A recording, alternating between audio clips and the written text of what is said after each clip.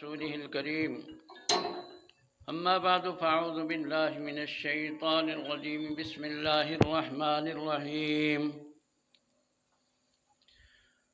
يا أيها الذين آمنوا إن جاءكم فاسق بنبأ فتبينوا أن تصيبوا قوما بجهالة فتصبحوا على ما فعلتم نادمين صدق الله العظيم وبلغنا رسوله النبي الكريم ونحن على ذلك لمن الشاهدين والشاكرين والحمد لله رب العالمين رب اشرح لي صدري ويسر لي أمري واحلل عقدة من لساني يفقهوا قولي رب زدني علما وارزقني فهما سبحانك لا علم لنا إلا ما علمتنا إنك أنت العليم الحكيم اللهم صل على سيدنا ومولانا محمد وعلى آل سيدنا ومولانا محمد وبارك وسلم صلاة تكون للنجاة وسيلة ولعلو الدرجات كفيلة صلاة تحل بها العقد وتفرج بها الكرب قابل احترام علماء کرام اور معزز حاضرین، سب سے پہلے تو آپ کے انتظار پہ میں معذرت کرتا ہوں کہ لیٹ پہنچا۔ اصل میں توسیع صاحب کا جو فون گیا تھا تو میں تو یہی سمجھا کہ وہاں کوئی سالانہ جلسہ ہے، اور جلسوں کے اندر یہ ہوتا ہے کہ کافی، اب پتہ چلا کہ یہ کوئی تربیتی پروگرام ہوتا ہے تو آپ کو انتظار کرنا پڑا۔ اللہ تعالیٰ آپ کو جزائے خیر عطا فرمائیں۔ اور مولانا مجھ سے پہلے فرما رہے تھے کہ احسن الی من اساءک، اگر مجھ سے جو ہے وہ کچھ کوتاہی ہو گئی ہے تو آپ مجھے معاف فرما دیں۔ بہرحال راستے میں پتہ چلا کہ یہ تربیتی پروگرام ہے، علماء کرام علاقے کے اکٹھے ہوتے ہیں۔ یاد رکھیں کہ قرآن پاک کی جو آیت کریمہ میں نے پڑھی ہے، اس کے اندر کسی کو شک نہیں کہ یہ قرآن وہی ہے جو حضور پر نازل ہوا۔ کیوں بھئی کسی کو شک ہے؟ جس کو شک نہیں وہ ہاتھ کھڑا کریں۔ لیکن یاد رکھیں کہ آج کل جتنے باطل فرقے ہیں وہ آیت قرآن کی پڑھیں گے، مفہوم اپنا داخل کریں گے۔ ہر باطل فرقہ جو ہے وہ عوام کو متاثر کرتا ہے، الفاظ قرآن سناتا ہے، لیکن وہ مفہوم جو پیچھے سے تواتر سے چلا آ رہا ہے وہ نہیں بتاتا، بلکہ اپنا نیا مفہوم بتاتا ہے۔ ایک جگہ سمندری کے علاقے میں گیا تو ایک ساتھی نے کیسٹ سنائی جو آیت میں نے پڑھی ہے کہ ان جاءکم فاسق بنبأ فتبینوا۔ یہ آیت پڑھ کے ایک صاحب یہ کہہ رہے تھے کہ ہم یہ کہتے ہیں کہ ہر چیز کی تحقیق کرو، کیونکہ یہاں تبینوا کا معنی ہے کہ تحقیق کر لیا کرو۔ لیکن یہ حنفی عالم جو ہیں وہ کہتے ہیں کہ آنکھیں بند کر کے جیسے ہم تم کو نماز سکھائیں ویسے ہی سیکھتے رہو۔ یہ کہتے ہیں کہ تحقیق نہ کرو۔ تو جھگڑا ہمارا اور ان حنفیوں کا یہ ہے کہ ہم کہتے ہیں تحقیق کرو اور یہ کہتے ہیں کہ تحقیق نہ کرو۔ خیر، میں نے ساتھیوں کو بتایا کہ اس آیت کریمہ کے اندر اللہ فرماتے ہیں کہ ان جاءکم فاسقون، کہ اگر کوئی فاسق خبر بیان کرے تو تحقیق کر لیا کرو۔ اور ہم کو نماز کسی فاسق نے نہیں دی۔ یہ جو نماز ہم تک پہنچی ہے تواتر سے پہنچی ہے، بڑے بڑے اولیاء اللہ، بڑے بڑے فقہا، بڑے بڑے محدثین ان علاقوں کے اندر जितने भी मुहद्दिस फुक़हा और औलिया अल्लाह आए हैं वो यही नमाज पढ़ते रहे।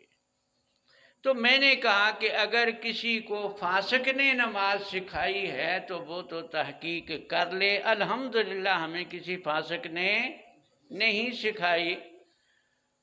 हाँ, अलबत्ता ये बता दूं कि यहाँ फ़िक़्ह हनफी के ख़िलाफ़ जिस शख्स ने काम किया, अब्दुल हक बनारसी सबसे पहला शख्स है जिसने कहा कि हनफियों की नमाज गलत है, और उसके अकीदे शियों के साथ मिलते थे।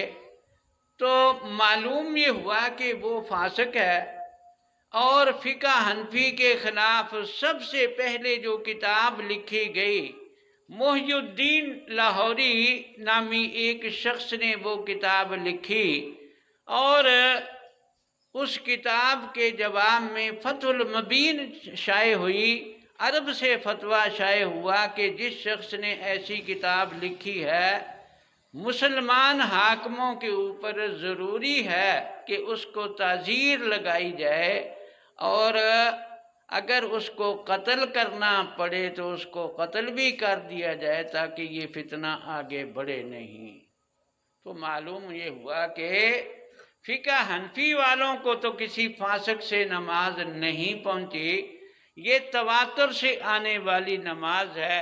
इसलिए याद रखें कि तहकीक मुतवातरात की नहीं की जाती। आजकल यही अवाम को कहते हैं भी तहकीक करो, और ये हनफी रोकते हैं तहकीक करने से। तो मैं दो तीन बातें आपसे अर्ज करता हूँ। पहली बात ये है कि तहकीक किस चीज़ की जाती है, और दूसरा ये कि हक़्क़े तहकीक किसको है, कौन तहकीक करता है, और तीसरा ये कि तरीक़े तहकीक जो है वो क्या है। तो सबसे पहली बात ये समझ लें कि जो मुतवातरात होते हैं, मुतवातर उसे कहते हैं जो जहान में चीज़ फैल जाए, तो उसकी तहकीक की ज़रूरत नहीं होती, खा उसका ताल्लुक़ दुनिया से हो या दीन के साथ हो। वो मुतवातरात ऐसे यकीनी होते हैं जैसा कि मुशाहदात यकीनी है। ये मेरे सामने क्या रखा हुआ है, जग है। अब आँख देख रही है सबकी कि ये जग है। अगर मैं कहूँ कि यहाँ आइंदा माँ एक तहकीकाती कमेटी बिठाओ जो सारा महीना तहकीक करे कि ये जग है या जूता है, क्या ख्याल है, तहकीक की ज़रूरत है? हमारी आँख देख रही है, इसलिए यकीन है। आँख से देखी हुई बात का इतना यकीन होता है कि इसके खिलाफ अगर कोई कसमें खाए कि ये जग नहीं है तो मान लेंगे। सर पे कुरान रख के ये कहे कि ये जग नहीं है तो मान लेंगे। अगर काबे का गुलाफ पकड़ के कोई कसमें खाए कि ये जग नहीं है, मान लेंगे। मालूम ये हुआ कि जो मुशाहदा है उसमें इतनी कुव्वत है कि काबे का गुलाफ पकड़ के भी कसमें खाए तो हम उसमें मुतज़ल्ज़ल नहीं होते, हमें शक को कबूल नहीं करते। तो मुशाहदात जैसे यकीनी होते हैं, इसी तरह मुतवातरात भी यकीनी हैं, खा उनका दुनिया से ताल्लुक़ हो या दीन से ताल्लुक़। मुतवातर उसे कहते हैं जो सारे जहान में बात फैल जाए। हातिम ताई का नाम सुना है या नहीं? जिन्होंने सुना है ज़रा हाथ खड़ा करें। वो कितना बड़ा कंजूस था हातिम ताई, क्यों जी? सखी था। आप में उलमा भी बैठे हैं, कोई एक आदमी अपने से लेकर हातिम ताई तक संद बयान करे, एक सखावत का वाक़या संद से बयान करे कि मैंने फ़लाँ से सुना, उसने फ़लाँ से, उसने फ़लाँ से। है किसी के पास कोई संद इसके? तो बेसंदी बात पे आपने यकीन किया हुआ। याद रखें कि जो मुतवातरात होते हैं उनके लिए संदों की भी ज़रूरत نہیں ہوتی اور نئی تحقیق کی بھی ضرورت نہیں ہوتی، کیونکہ متواترات مشاہدات کی طرح یقینی ہوتے ہیں۔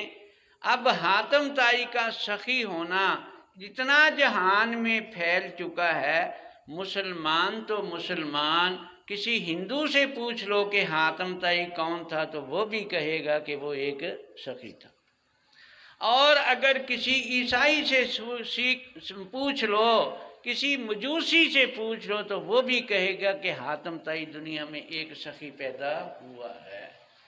تو اب اس کے خلاف اگر کوئی آدمی کعبے کے غلاف پکڑ کے کہے کہ حاتم طائی کنجوس تھا، بخیل تھا، کیا خیال ہے، مان لینی چاہیے؟ کیوں؟ اس لیے کہ یہ خبر متواتر ہے، اور متواترات ایسے یقینی ہوتے ہیں کہ اس کی نہ تحقیق کی ضرورت ہوتی ہے، نہ سندیں تلاش کرنے کی ضرورت ہوتی ہے، اور وہ پورے جہان میں پھیل جاتے ہیں۔ جیسے سورج کی روشنی جو ہے وہ دوپہر کے وقت پورے جہان کو روشن کر رہی ہوتی ہے، پورے جہان میں پھیل جاتی ہے، تو اس لیے کوئی دوپہر کے وقت کہے کہ تحقیق کرو سورج نکلا ہے یا نہیں نکلا۔ مولانا روم رحمۃ اللہ علیہ مثنوی شریف میں فرماتے ہیں کہ اس کی تحقیق کی تو ضرورت نہیں ہوگی دوپہر کے وقت کے سورج نکلا ہے یا نہیں، کیونکہ وہ سارے جہان کو روشن کر کے اپنا وجود منوا رہا ہے۔ البتہ اس بات کی تحقیق کی ضرورت ہوگی کہ جس شخص کی یہ آواز ہے اللہ نے اس کو عقل کا نور نہیں دیا یا آنکھ کا نہیں دیا، یا دونوں سے محروم۔ اگر عقل بھی ہوتی، آنکھ بھی اس کی صحیح ہوتی تو روشنی دیکھ کے جو ہے وہ یہ سوال نہ کرتا کہ تحقیق کرو سورج نکلا ہے یا سورج نہیں نکلا۔ تو معلوم یہ ہوا کہ متواترات بھی جہان میں ایسے پھیل جاتے ہیں جیسے سورج کی روشنی پھیل جاتی ہے۔ یہ تو صرف سمجھانے کے لیے آپ کو بات کہہ رہا ہوں، ورنہ یاد رکھیں کہ دنیا کا سورج روزانہ غروب ہو جاتا ہے، اور متواترات کا سورج ایسا ہے کہ آدھی رات بھی ہو تو پھر بھی وہ جو ہے دنیا کو روشن کرتا ہے۔ تو ہمیں جو دین پہنچتا ہے، بہت سا دین جو ہے تواتر کے ساتھ پہنچا ہے، اس کی مثال ایسی سمجھیں جیسا کہ سورج کی روشنی جہان میں پھیل جاتی ہے، اور کچھ دین خبر مشہور کی وجہ سے پہنچا ہے۔ یاد رکھیں کہ دنیا کے اندر سورج کے تحقیق کرنے کی کوئی کمیٹی نہیں کہ رویت شمس کمیٹی ہو کہ سورج نکلتا ہے یا نہیں۔ وجہ اس کی یہی ہے کہ سورج جب نکلتا ہے تو سارے جہان کو روشن کر کے اپنا وجود منوا دیتا ہے۔ البتہ چاند دیکھنے کی کمیٹی ہے، اور چاند دیکھنے کی کمیٹی جو ہے وہ بھی رویت ہلال کمیٹیاں تو ملیں گی، رویت بدر کمیٹی کسی ملک میں نہیں ہے۔ بدر کہتے ہیں 14ویں رات کے چاند کو، کہ 14ویں رات کے چاند کی تحقیق کے لیے کمیٹی بیٹھے کہ آج چاند نکلتا ہے یا نہیں نکلتا۔ اس کی وجہ یہ ہے کہ 14ویں رات کا چاند بھی جو ہے سارے جہان کو روشنی دے کے اپنا وجود منوا لیتا ہے، اس لیے اس کی تحقیق کی بھی ضرورت نہیں۔ ہلال کہتے ہیں پہلی رات کے چاند کو، جس کے بارے میں شک شبہ ہوتا ہے 29 تاریخ کے بعد کہ اب چاند نکلا یا نہیں نکلا۔ معلوم یہ ہوا کہ تحقیق اس کی جاتی ہے جس میں کوئی شک شبہ ہو۔ اب ہمیں جو دین پہنچا ہے، بہت سی چیزیں تواتر کے ساتھ پہنچے ہیں، ان کی تحقیق کی ضرورت نہیں، اور کچھ چیزیں خبر مشہور سے پہنچی ہیں، ان کی مثال 14ویں رات کے چاند کی ہے، اس کی بھی تحقیق کی ضرورت نہیں۔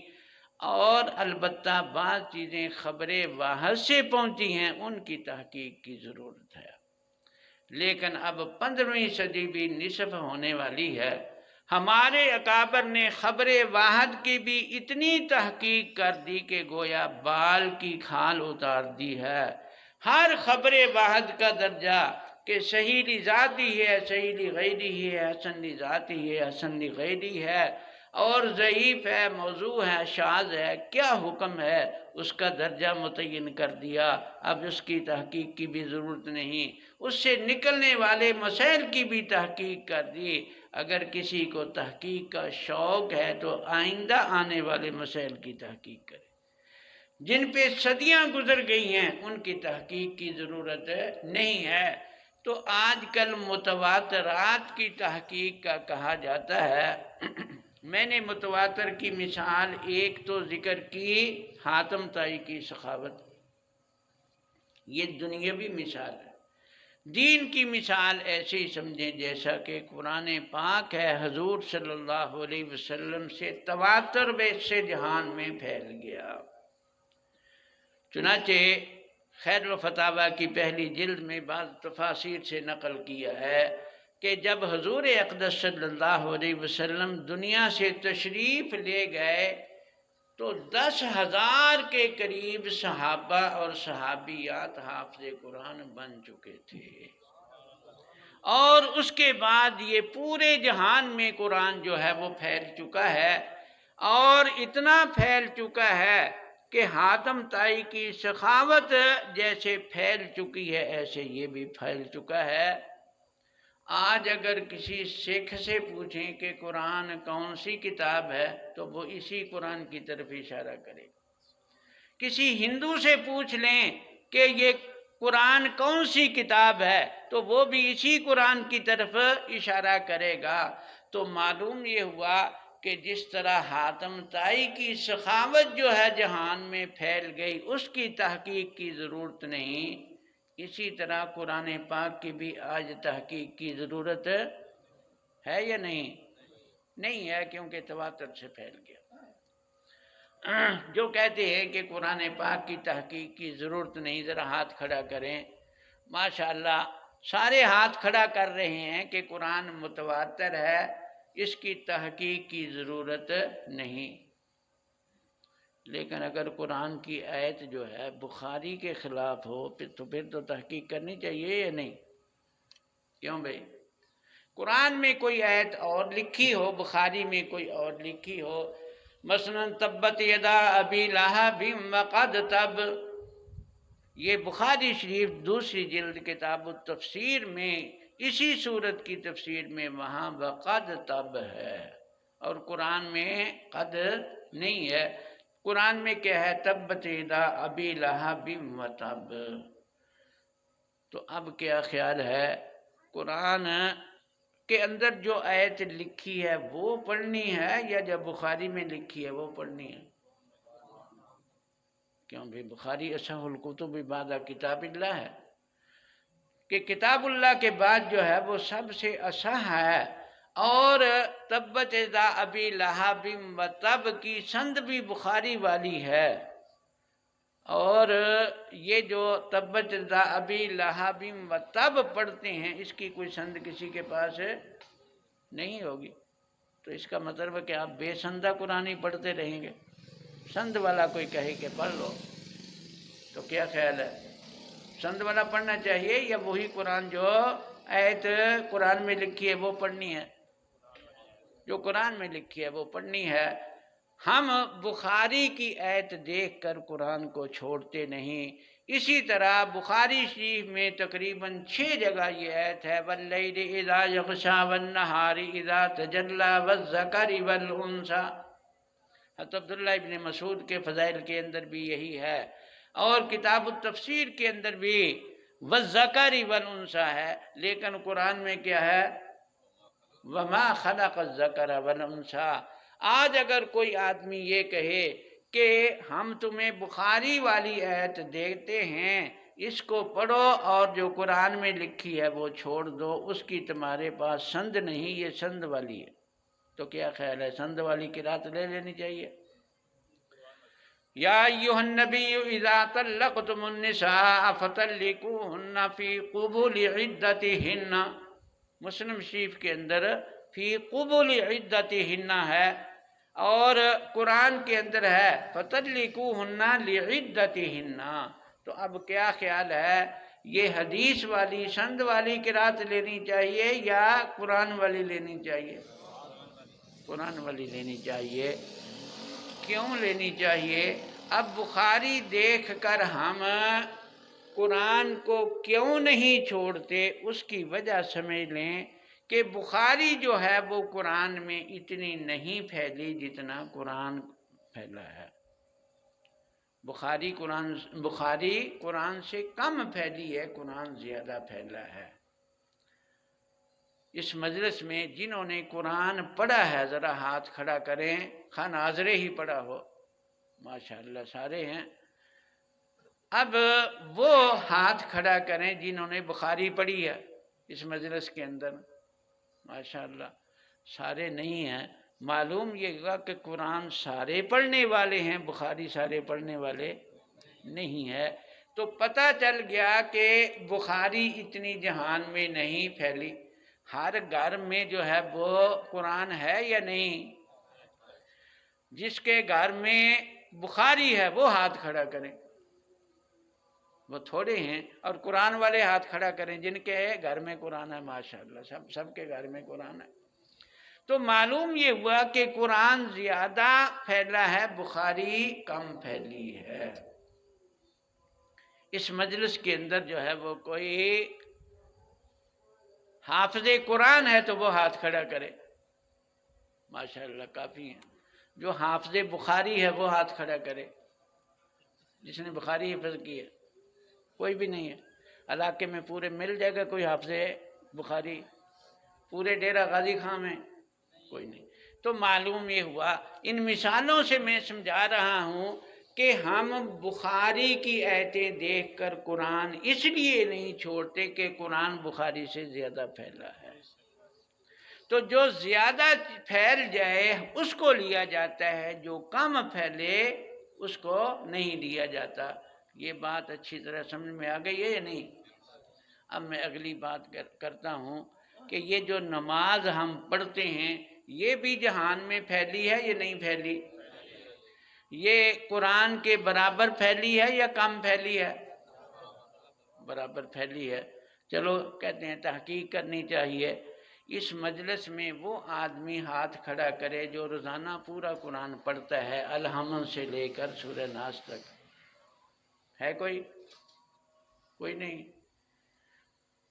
وہ آدمی ہاتھ کھڑا کرے جو پوری نماز پڑھتا ہے روزانہ، ماشاءاللہ سارے پڑھتے ہیں۔ تو قرآن پورا پڑھنے والا یہاں نہیں ہے۔ نماز کتنی دفعہ پڑھی جاتی ہے؟ 5 دفعہ۔ تو فرض پڑھے جاتے ہیں، نفل پڑھنے والے بھی تلاش کرنے کی ضرورت نہیں ہے۔ اسی مجلس میں تہجد گزار بھی مل جائیں گے، اشراق پڑھنے والے بھی مل جائیں گے، چاشت پڑھنے والے، اوابین پڑھنے والے بھی مل جائیں گے۔ کیوں بھائی مل جائیں گے یا نہیں؟ اب معلوم یہ ہوا کہ یہ قرآن جو ہے وہ اتنا نہیں پھیلا جتنا نماز پھیلی ہے، قرآن سے کئی گنا زائد پھیلی ہے۔ تو جب ہم بخاری دیکھ کر قرآن نہیں چھوڑتے تو قرآن نماز چھوڑ دینی چاہیے۔ آج کل بہت سے لوگ ایسے ہیں کہ دیکھو جی بخاری کے اندر جو ہے وہ رفع یدین کی روایت آ گئی، تمہاری نماز بخاری کے مطابق نہیں ہے۔ ہمارے بھی بہت سے بھولے آدمی ہیں، وہ نماز چھوڑ دیتے ہیں کہ چلو جی بخاری والی پڑھیں۔ یاد رکھیں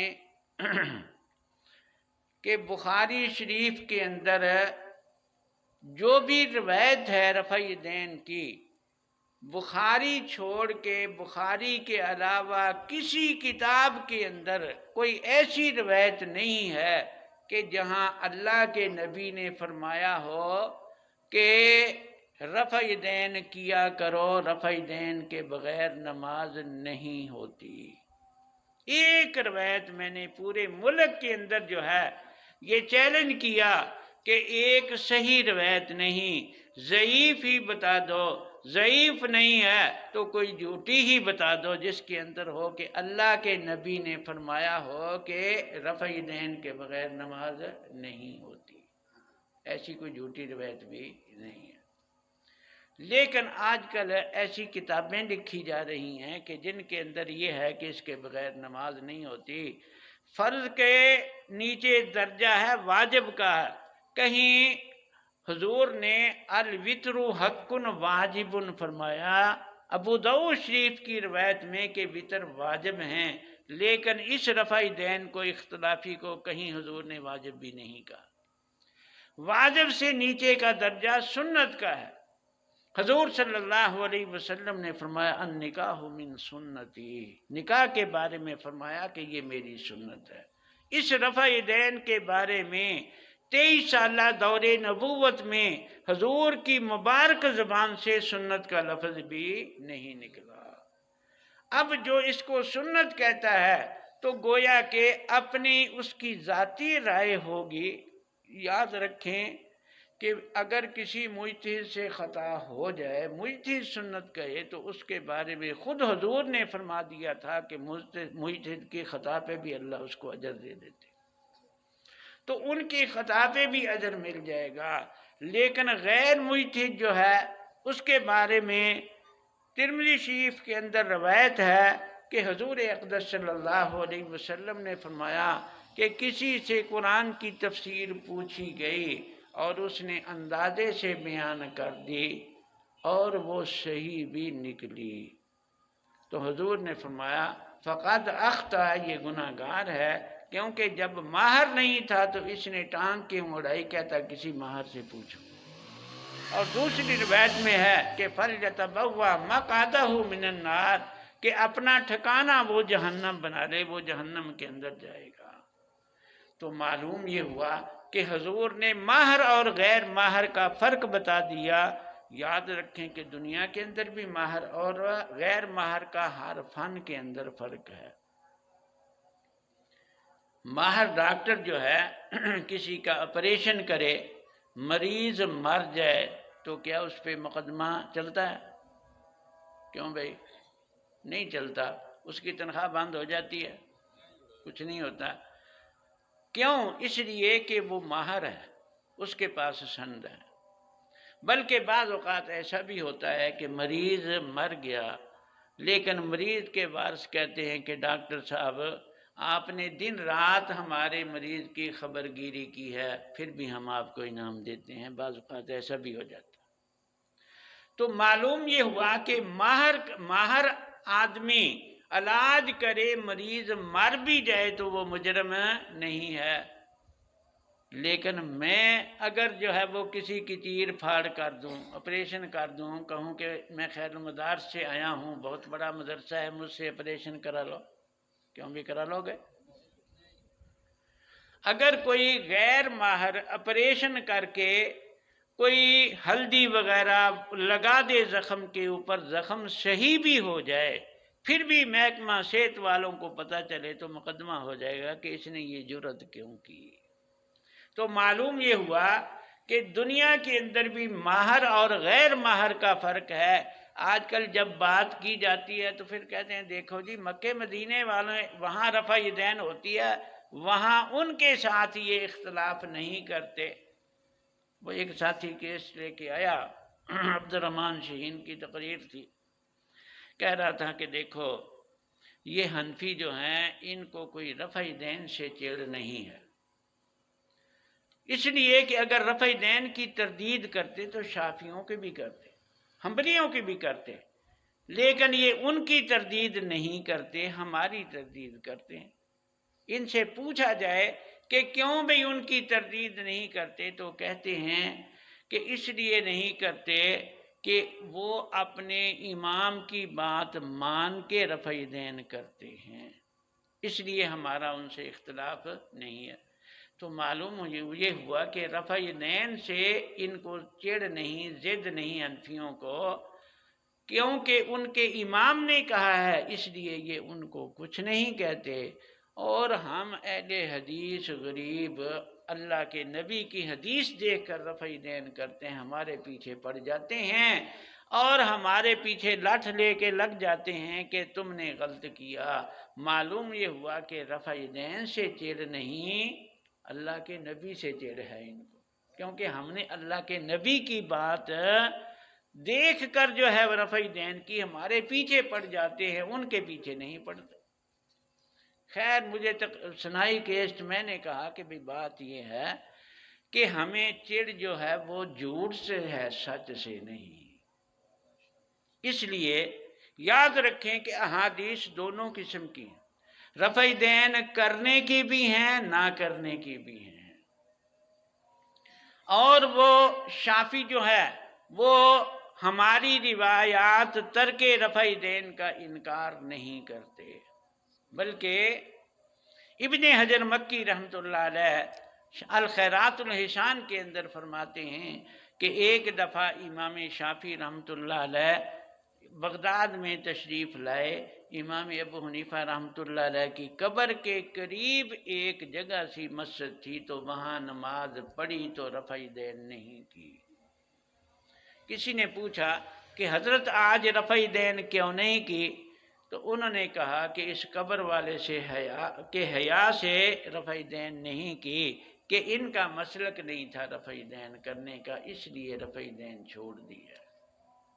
تو معلوم یہ ہوا کہ امام شافعی رحمۃ اللہ علیہ اگر اس کو حضور کی سنت سمجھتے تو قبر کے حیا کی وجہ سے نہ چھوڑتے، بلکہ وہ یہ سمجھتے تھے کہ دو قسم کی روایتیں ہیں، ایک روایت کو اپنے اجتہاد سے ان دو بڑے اماموں نے لیا ہے، امام ابو حنیفہ رحمۃ اللہ علیہ نے اور امام مالک نے لیا ہے، ترک رفع دین کے قائل ہیں، اور ہم دو چھوٹے امام ہیں، امام شافعی اور امام احمد بن حنبل۔ یاد رکھیں کہ امام ابو حنیفہ رحمۃ اللہ علیہ چاروں اماموں میں سب سے بڑے ہیں، مشہور قول کے مطابق 80 ہجری میں پیدا ہوئے، صحابہ کا دور 110 ہجری تک ہے، صحابہ کی زیارت کی ہے، ان سے انہوں نے نماز سیکھی ہے۔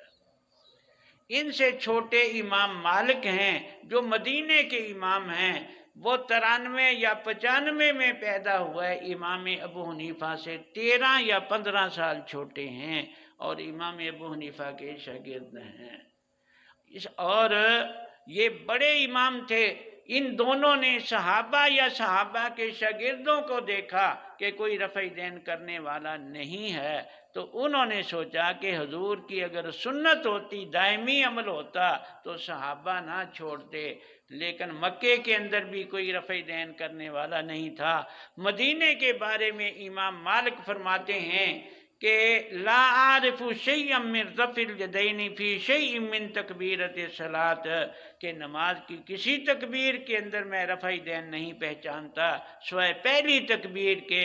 یہ المدونۃ الکبریٰ کے اندر ان کا قول ہے کہ مدینہ جو مرکز تھا حضور صلی اللہ علیہ وسلم کا، وہاں بھی رفع دین نہیں ہوتی تھی، اور کوفہ جس میں 1500 صحابہ انہوں نے اپنی سکونت اختیار کر لی تھی، تو وہاں بھی امام ترمذی بھی فرماتے ہیں کہ اہل کوفہ رفع دین نہیں کرتے تھے، حالانکہ کوفے کے اندر حضرت علی رضی اللہ عنہ کا دارالخلافہ تھا، وہ وہاں چلے گئے تھے۔ حضرت عبداللہ ابن مسعود جب وہاں تشریف لے کے گئے ہیں اور انہوں نے بھی وہاں جو ہے وہ دین پھیلایا، ان کے بعد حضرت علی جب گئے ہیں تو 4000 شاگرد تھے عبداللہ ابن مسعود کے جو رفع دین نہیں کرتے تھے۔ امام بخاری کے استاد ابن ابی شیبہ فرماتے ہیں کہ حضرت علی اور حضرت عبداللہ ابن مسعود کا کوئی شاگرد بھی رفع دین نہیں کرتا تھا، تو کوفے والوں کا جہاں 1500 صحابہ کی سکونت تھی، وائل ابن حجر بھی جو رفع دین کے راوی ہیں وہ بھی وہاں چلے گئے تھے 17 ہجری کے اندر، وہ بھی رفع دین نہیں کرتے تھے۔ تو معلوم یہ ہوا کہ یہ بڑے دو مجتہد تھے، انہوں نے دیکھا کہ دو قسم کی روایتیں ہیں، اور صحابہ جو ہے اور ان کے شاگرد ترک رفع دین پر عمل کرتے ہیں، اس لیے انہوں نے ترک رفع دین کو ترجیح دی۔ دو چھوٹے امام، امام شافعی رحمۃ اللہ علیہ 150 میں پیدا ہوئے، 150 میں امام ابو حنیفہ کا انتقال ہوا، وہ امام ابو حنیفہ سے 70 سال چھوٹے ہیں، اور امام احمد بن حنبل 164 کے اندر پیدا ہوئے، وہ امام شافعی سے بھی 14 سال چھوٹے ہیں، ان کے شاگرد ہیں۔ ان کے سامنے نہ صحابہ کا عمل تھا، نہ صحابہ کے شاگردوں کو انہوں نے دیکھا، تو انہوں کے سامنے روایت آئی، انہوں نے کہا سند صحیح ہے اس لیے عمل کر لو، تو یہ ان کا اپنا اجتہاد تھا، حضور کا فرمان نہیں تھا۔ یاد رکھو کہ یہاں جتنے لوگ انہوں نے رفع دین شروع کی ہے یا اونچی آمین شروع کی ہے، ابھی 2 صدیاں نہیں گزریں کہ یہاں جو ہے ہمیشہ سے اولیاء اللہ بغیر رفع دین کے نماز پڑھتے تھے، بلکہ یہ اور ان کے باپ دادے بھی انہی روایتوں پہ عمل کرتے رہے جن پہ ہم نے عمل کیا ہے، ہم کر رہے ہیں۔ اب ایک حدیث دکھا دے کہ اللہ کے نبی نے فرمایا ہو کہ ترک رفع دین کی روایت پہ عمل نہ کرنا، رفع دین کی روایت پہ عمل کرنا، بالکل ہم جو ہے وہ امام ابو حنیفہ کو چھوڑ کے ان کے ساتھ مل جائیں گے۔ لیکن میں نے یہ چیلنج پورے ملک کے اندر دیا ہے کہ ایک حدیث دکھا دو، صحیح نہیں حسن ہی دکھا دو، حسن نہیں کوئی ضعیف ہی دکھا دو، ضعیف نہیں کوئی جھوٹی ہی دکھا دو۔ آج تک کوئی جھوٹی حدیث بھی نہیں دکھا سکا کہ حضور نے فرمایا ہو کہ ترک رفع دین والی روایتوں پہ عمل نہ کرنا، رفع دین والی روایتوں پہ عمل کرنا۔ تو جب یہ حضور کا فیصلہ نہیں، یہاں رہنے والوں نے اپنی نفسانی خواہش سے فیصلہ کیا، اب اگر یہ کہیں کہ ہم نبی کی بات مانتے ہیں تو نبی کا نام لے کے جھوٹ بولتے ہیں۔ حضور نے فرمایا کہ من کذب علی متعمدا فلیتبوأ مقعدہ من النار، کہ جو آدمی میرا نام لے کے جان بوجھ کے جھوٹ بولے تو اپنا ٹھکانہ جہنم بنا دے۔ تو حضور صلی اللہ علیہ وسلم کا نام لے کے یہ جھوٹ بولنا، یاد رکھیں کہ پورے ذخیرہ حد میں یہ عرض کر رہا تھا کہ یہ اجتہادی مسئلہ ہے۔ یہی وجہ ہے کہ امام شافعی نے امام ابو حنیفہ کی قبر کے قریب جب نماز پڑھی تو نبی کو نہیں چھوڑا، اپنا اجتہاد چھوڑا۔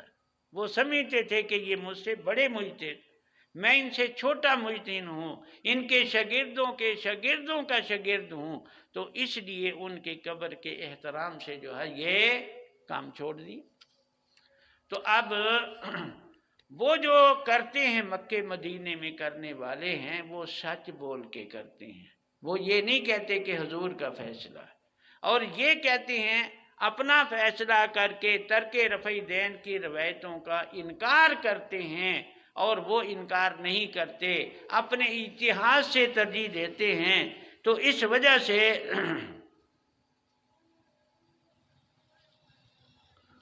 عقائد اسلام عقائد اہل سنت میں کیا فرق ہے؟ عقائد اسلام جو ہیں وہ قطعی ہوتے ہیں، ان کا منکر ایک عقیدے کا بھی اسلام سے خارج ہو جاتا ہے۔ عقائد اہل سنت والجماعت وہ ظنی ہوتے ہیں، ان کا انکار کرنے والا اسلام سے خارج نہیں ہوتا، البتہ وہ اہل سنت سے خارج ہوتا ہے، اس کو بدعتی کہا جائے گا۔ تو خیر میں عرض یہ کر رہا تھا کہ یہ اجتہادی وہ جو کرتے ہیں وہ سچ بولتے ہیں کہ ہمارے امام کا اجتہاد ہے، وہ یہ نہیں کہتے حضور کا فیصلہ ہے، اور یہاں جو کرتے ہیں وہ کہتے ہیں حضور کا فیصلہ ہے، حضور کا نام لے کر جھوٹ بولتے ہیں۔ تو ہم جھوٹ کی تردید کرتے ہیں، سچ کی تردید نہیں کرتے۔ ویسے اور بھی کافی فرق ہیں ان کے درمیان اور ان کے درمیان۔ تو یہ کہنا کہ دیکھو ان کی تردید حنفی نہیں کرتے، ہماری تردید کرتے ہیں، اس لیے کہ وہ سچ بولتے ہیں، ہم ان کی تردید نہیں کرتے، اور یہ جھوٹ بولتے ہیں، اور جھوٹ بھی حضور کا نام لے کر بولتے ہیں۔ اور پھر ان حدیثوں کو یہ جو میں نے واقعہ سنایا ہے کہ امام شافعی نے امام ابو حنیفہ رحمۃ اللہ علیہ کی قبر کے قریب نماز پڑھی اور رفع دین نہیں کی۔ ایک جگہ یہی بیان کر رہا تھا، چیچا وطنی کے علاقے میں ایک داڑھی منڈا کھڑا ہو گیا کہ جی آدھی بات آپ نے کی ہے اور آدھی چھوڑ گئے۔ میں نے کہا ابھی جتنی آتی تھی وہ میں نے بیان کر دی، جو چھوڑ دی ہے تم بتا دو کیا چھوڑا۔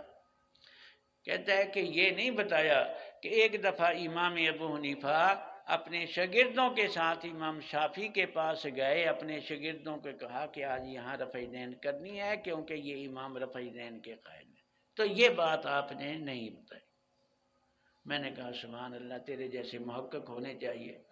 امام ابو حنیفہ کے فوت ہونے کے بعد امام شافعی پیدا ہوئے، اور یہ کہتا ہے کہ امام ابو حنیفہ جو ہے وہ شاگردوں کو لے کے امام شافعی کے پاس جا رہے تھے، قبر سے اٹھ کے جا رہے تھے۔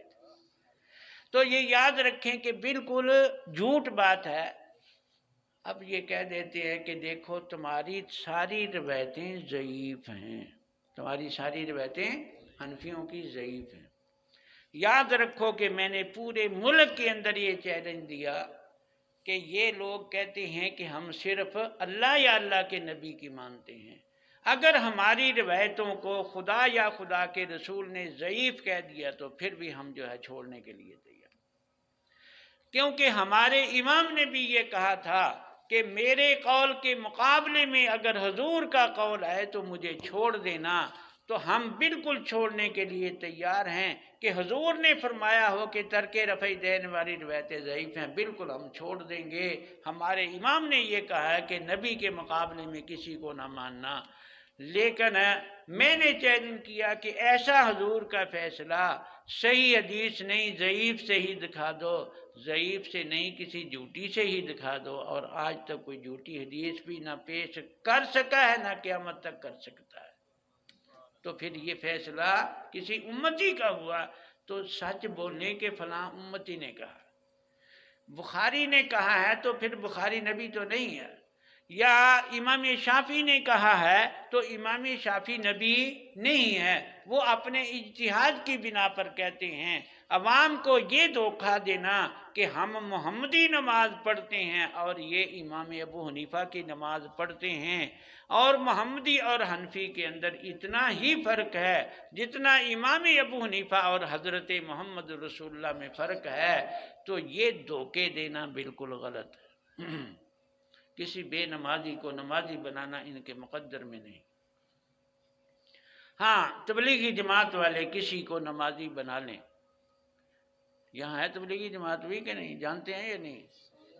وہ ہمارے بزرگ فرمایا کرتے تھے کہ لسوڑا پارٹی ہے، جس طرح لسوڑا چمٹ جاتا ہے اسی طرح یہ بھی چمٹ جاتے ہیں، جب تک مسجد میں نہ چلے جائے تو جان نہیں چھوڑتے۔ اللہ تعالیٰ اس جماعت کو نظر بد سے محفوظ رکھے۔ تو تبلیغ والے جو ہیں وہ محنت کر کے نمازی بنا دیتے ہیں، جب نمازی بن گیا پھر پیچھے آ جاتے ہیں، ماشاءاللہ ماشاءاللہ چودھری صاحب مسجد سے آئے ہیں نمازی بن گئے۔ ہاں جی، اس نے کہا کہ 6 روزہ لگایا ہے تو اب نماز پڑھنی شروع کر دی۔ اچھا چودھری صاحب ذرا تحقیق کرے نا کہ یہ نماز جو پڑھتے ہیں یہ صحیح ہے یا صحیح نہیں ہے۔ میں بنوری ٹاؤن پڑھانے کے لیے گیا، مہمان خانے میں بیٹھا تھا، ایک ریونڈ کا فاضل بھی میرے پاس بیٹھا تھا، 2 پٹھان آئے کہ جی مسئلہ پوچھنا ہے۔ میں نے کہا میں تو مسافر ہوں، وہ دارالفتہ اس طرف ہے، مفتی حضرات بیٹھے ہیں، ان سے مسئلہ پوچھیں۔ کہنے لگے جی وہیں گئے تھے، انہوں نے آپ کے پاس بھیجا۔ اتنا کہہ کہ جیب سے کاغذ نکالا، اس پہ رفع دین اور آمین کا اور فاتحہ خلف الامام کا مسئلہ لکھا تھا، تو مجھے دے دیا اور کہنے لگے کہ ہم یہاں ہوٹل پہ کام کرتے ہیں، پہلے ہم نماز نہیں پڑھتے تھے، 6 روزہ لگا لیا ہے تو اب ہم نماز پڑھنے جاتے تھے مسجد میں، رستے میں یہ جو حدیث والے ہیں ان کی مسجد آتی تھی تو انہوں نے ہمیں دیکھا تو کہا کہ تم ادھر جاتے ہو نماز پڑھنے، یہاں پڑھ لیا کرو۔ تو 2 دن وہاں نماز پڑھی ہے، انہوں نے کہا تو تمہاری تو نماز ہی نہیں ہوتی، تم جو ہے وہ امام کے پیچھے فاتحہ نہیں پڑھتے، اونچی آمین نہیں کہتے، رفع دین نہیں کرتے۔ تو اس لیے ہم نے ان سے تحقیق کی ہے، اب آپ کے پاس آئے ہیں کہ آپ بھی جو ہے وہ ہمیں کچھ تحقیق کرا دیں۔ میں نے کہا انہوں نے تحقیق کرائی ہے؟ کہتے جی کرائی ہے۔ میں نے کہا آپ کے پاس کتنا علم ہے کہ آپ نے تحقیق کر لی؟ قرآن بھی عربی میں ہے اور حدیث بھی عربی میں ہے، کچھ عربی آتی ہے آپ کو؟ کہتے جی ہمیں تو اردو بھی نہیں آتی۔ میں نے کہا سبحان اللہ، متواتر نماز اس لوگوں سے اس آدمی نے تحقیق کرنی ہے جس کو اپنا نام بھی نہیں لکھنا آتا، انگوٹھا لگاتا ہے۔ تو میں نے کہا کہ یہ کیا بات ہے، تحقیق تو فن کا ماہر کیا کرتا ہے۔ جب اتنی بات کہی تو ایک دوسرے سے کہتا ہے، دیکھا انہوں نے کہا تھا کہ وہ تحقیق نہیں کرائیں گے، ہم آپ کو تحقیق کرا رہے ہیں، انہوں نے حدیثیں دکھائی تھی۔ اب یہ بات میں نے سن لی، میں نے کہا کہ ٹھیک ہے ایسے کریں، کل کو آپ آ جانا، میں آپ کو نماز کی تحقیق کرا دوں گا۔ آج آغا خان ہسپتال میں ذرا چلے جاؤ، وہاں تحقیق کرو کہ ڈاکٹر علاج صحیح کر رہے ہیں یا صحیح نہیں کر رہے، وہاں دوائیاں صحیح 1 نمبر استعمال ہو رہی ہیں یا جعلی ہیں 2 نمبر استعمال ہو رہی ہیں، آپریشن صحیح ہو رہے ہیں یا صحیح نہیں ہو رہے، آج وہاں تحقیق کراؤ، کل کو میں تمہیں نماز کی تحقیق کراؤں۔ جب اتنی بات کہی تو کہنے لگے جی آپ نے مذاق شروع کر دیا۔ میں نے کہا مذاق کیوں، وہاں تحقیق کی ضرورت نہیں ہے کہ ہسپتال کی تحقیق کی جائے۔ کہنے لگے جی ہسپتال کی تحقیق کوئی ہسپتال کا ماہر ڈاکٹر کرے گا، ہم جاہل ہیں، ہم کیسے تحقیق کریں۔ جب یہ کہا تو میں نے کہا اگر اتنی بات سمجھ میں آ گئی ہے کہ ہر فن کی تحقیق فن کا ماہر کرتا ہے، تو تم جاہل ہو کہ جو اگر ہسپتال میں بھیجوں تحقیق ہسپتال کی آپ سے کراؤں تو اس فن کے ساتھ مذاق ہے، تو اب تم بھی دین کے ساتھ مذاق کرنے کے لیے آئے ہو کہ جاہل ہو کہ جو ہے وہ کہتے ہو کہ ہم متواتر نماز کی تحقیق کریں۔ جب یہ کہا تو اب میں ان کے چہرے بھی دیکھ رہا تھا کہ تھوڑی سی بات سمجھ میں آئی ہے، ابھی پوری سمجھ میں نہیں آئی، کچھ غصہ تھا۔ میں نے کہا کہ چلو آغا خان ہسپتال دور ہے، دونوں نے کاٹن کے سوٹ پہنے ہوئے تھے۔ میں نے کہا کہ یہ بتاؤ کہ یہ سوٹ جو پہنے ہیں یہ حلال کے ہیں یا حرام کے؟ تو جلدی سے کہنے لگے جی بالکل حلال کے۔ میں نے کہا کیا دلیل ہے؟ کہنے لگے جی حلال کے پیسے سے کپڑا خریدا، حلال کے پیسے سے سلوایا، اس لیے حلال ہے۔ میں نے کہا کہ جہاں سے کپڑا خریدا ہے اگر وہ تھان چوری کر کے لایا ہو تو اس کی نحوست ہوگی۔ بلکہ میں نے کہا کہ تحقیق کرو، یہ کاٹن کے سوٹ ہیں، جس شخص نے کپاس کاشت کی تھی اس نے کہیں چوری کا بیج تو نہیں ڈالا۔ اب ہمیں اگرچہ ان چیزوں کا پتہ نہیں چلا، اللہ والوں کو ان کے اثرات معلوم ہو جاتے ہیں۔ حضرت لاہوری رحمۃ اللہ علیہ کی خدمت میں ایک آدمی مالٹے لے کے گیا، حضرت نے دیکھا، فرمایا بھی حرام کا مال میں، حرام کا ہدیہ میں قبول نہیں کرتا، لے جاؤ۔ اب بڑا پریشان، کہتا ہے حضرت میرے اپنے باغ کے مالٹے۔ حضرت نے فرمایا کہ تیرے ہوں یا کسی کے ہوں، حرام کی بو آتی ہے اس لیے میں نہیں۔ اب وہ پریشان ہو گیا، جب دیکھا حضرت نے کہ پریشان ہے، فرمایا کہ اچھا یہ بتا کہ جب تیرے باغ کو پھول لگے تھے اس وقت سے لے کر یہ پھل تیار ہونے تک کسی کا پانی تو چوری کا نہیں لگا کسی کا؟ جب یہ کہا تو اب وہ پریشان ہو گیا، کہنے لگا جی ایک دفعہ ٹوٹا ہوا پانی تھا تو میں نے بند نہیں کیا، میں نے کہا چلو جو ہے وہ لگ جانے دو، تو پڑوسیوں کا پانی ٹوٹا ہوا لگا تھا، فرمایا اسی لیے حرام کی بو آتی ہے۔ میں نے کہا اگرچہ ہمیں اس کا پتہ نہیں چلتا لیکن اللہ والوں کو اس کا پتہ چلتا ہے، تو ذرا تحقیق کر لو کہ جس زمیندار نے کپاس کاشت کی تھی کہیں چوری کا بیج تو نہیں ڈالا۔ اگر چوری کا نہیں تھا تو جب پیدا ہوئی تو چوری کا پانی تو نہیں لگایا، اس کی نحوست ہوگی۔ اور پھر جتنی کپاس سے کپڑا بنایا کسی نے چوری کر کے تو نہیں بیچی تھی، اور پھر یہ کئی کارخانوں سے گزر کے آیا، کہیں جو ہے وہ یہ بنولا جو ہے وہ کپاس سے جدا کیا گیا، پھر دوسری جگہ جا کے جو ہے وہ اس کا دھاگا بنا، پھر تیسری جگہ جا کے اس کا کپڑا بنا، پھر پریس ہوا، تو جتنی ملوں سے گزر کے آیا ہے تحقیق کرو کہیں سودی پیسے کے اوپر تو نہیں چل رہی، پھر جو ہے وہ پتہ چلے گا کہ یہ 100% حلال۔ جب یہ کہا تو اب کہنے لگے جی اتنی لمبی تحقیق کون کرے؟ میں نے کہا کتنی لمبی؟ کہتے ہیں ہو سکتے ہیں اس کو 2 سال ہو گئے ہوں۔ میں نے کہا 2 سال نہیں، چلو 10 سال کی کر لو۔ کہتے جی ہم سے تو اتنی لمبی تحقیق نہیں ہوگی۔ جب 2-3 دفعہ انہوں نے کہا کہ اتنی لمبی تحقیق ہم سے نہیں ہوگی، تو میں نے کہا کہ یہ 2 سال کی تحقیق تو تمہیں لمبی معلوم ہوتی ہے، اور نماز جو ہے وہ 1400 سال سے آ رہی ہے جس کی تحقیق اب تم کرنے لگے۔ 1400 سال سے زیادہ عرصہ گزر گیا ہے، اس کی تحقیق تو چھوٹی ہے اور یہ کپڑے کی تحقیق لمبی ہے۔ جب یہ کہا میں چہرے بھی دیکھ رہا تھا تو معلوم ہوا کہ اب ان کو کچھ بات سمجھ میں آئی۔ پھر میں نے ایک واقعہ سنایا کہ بورے والے کے علاقے کے اندر تبلیغی جماعت آئی تھی، میں بیان کر رہا تھا تو بعد میں ایک ساتھی ملا گجران والے کا تھا، کہنے لگا جی میں سوچ رہا تھا کہ آپ میرے بارے میں ہی تقریر کر رہی ہیں۔ اس نے کہا کہ میری زندگی کا ایک بہت بڑا حصہ ایسا گزرا ہے کہ میں روزانہ داڑھی منڈاتا تھا، شراب پیتا تھا، چوری، زنا، ڈاکے، کوئی گناہ نہیں جو میں نے نہ کیا ہو، ہر گناہ کیا۔ اللہ بھلا کرے ان تبلیغ والوں کا کہ انہوں نے مجھے دعوت دی تو میں سے روزے کے لیے چلے گیا، پھر چلہ کر دیا، اس کے بعد 4 مہینے لگا کے جب آیا تو اب داڑھی پوری رکھی ہوئی تھی سنت کے مطابق، اب نمازی بلکہ تہجد گزار بھی بن گیا۔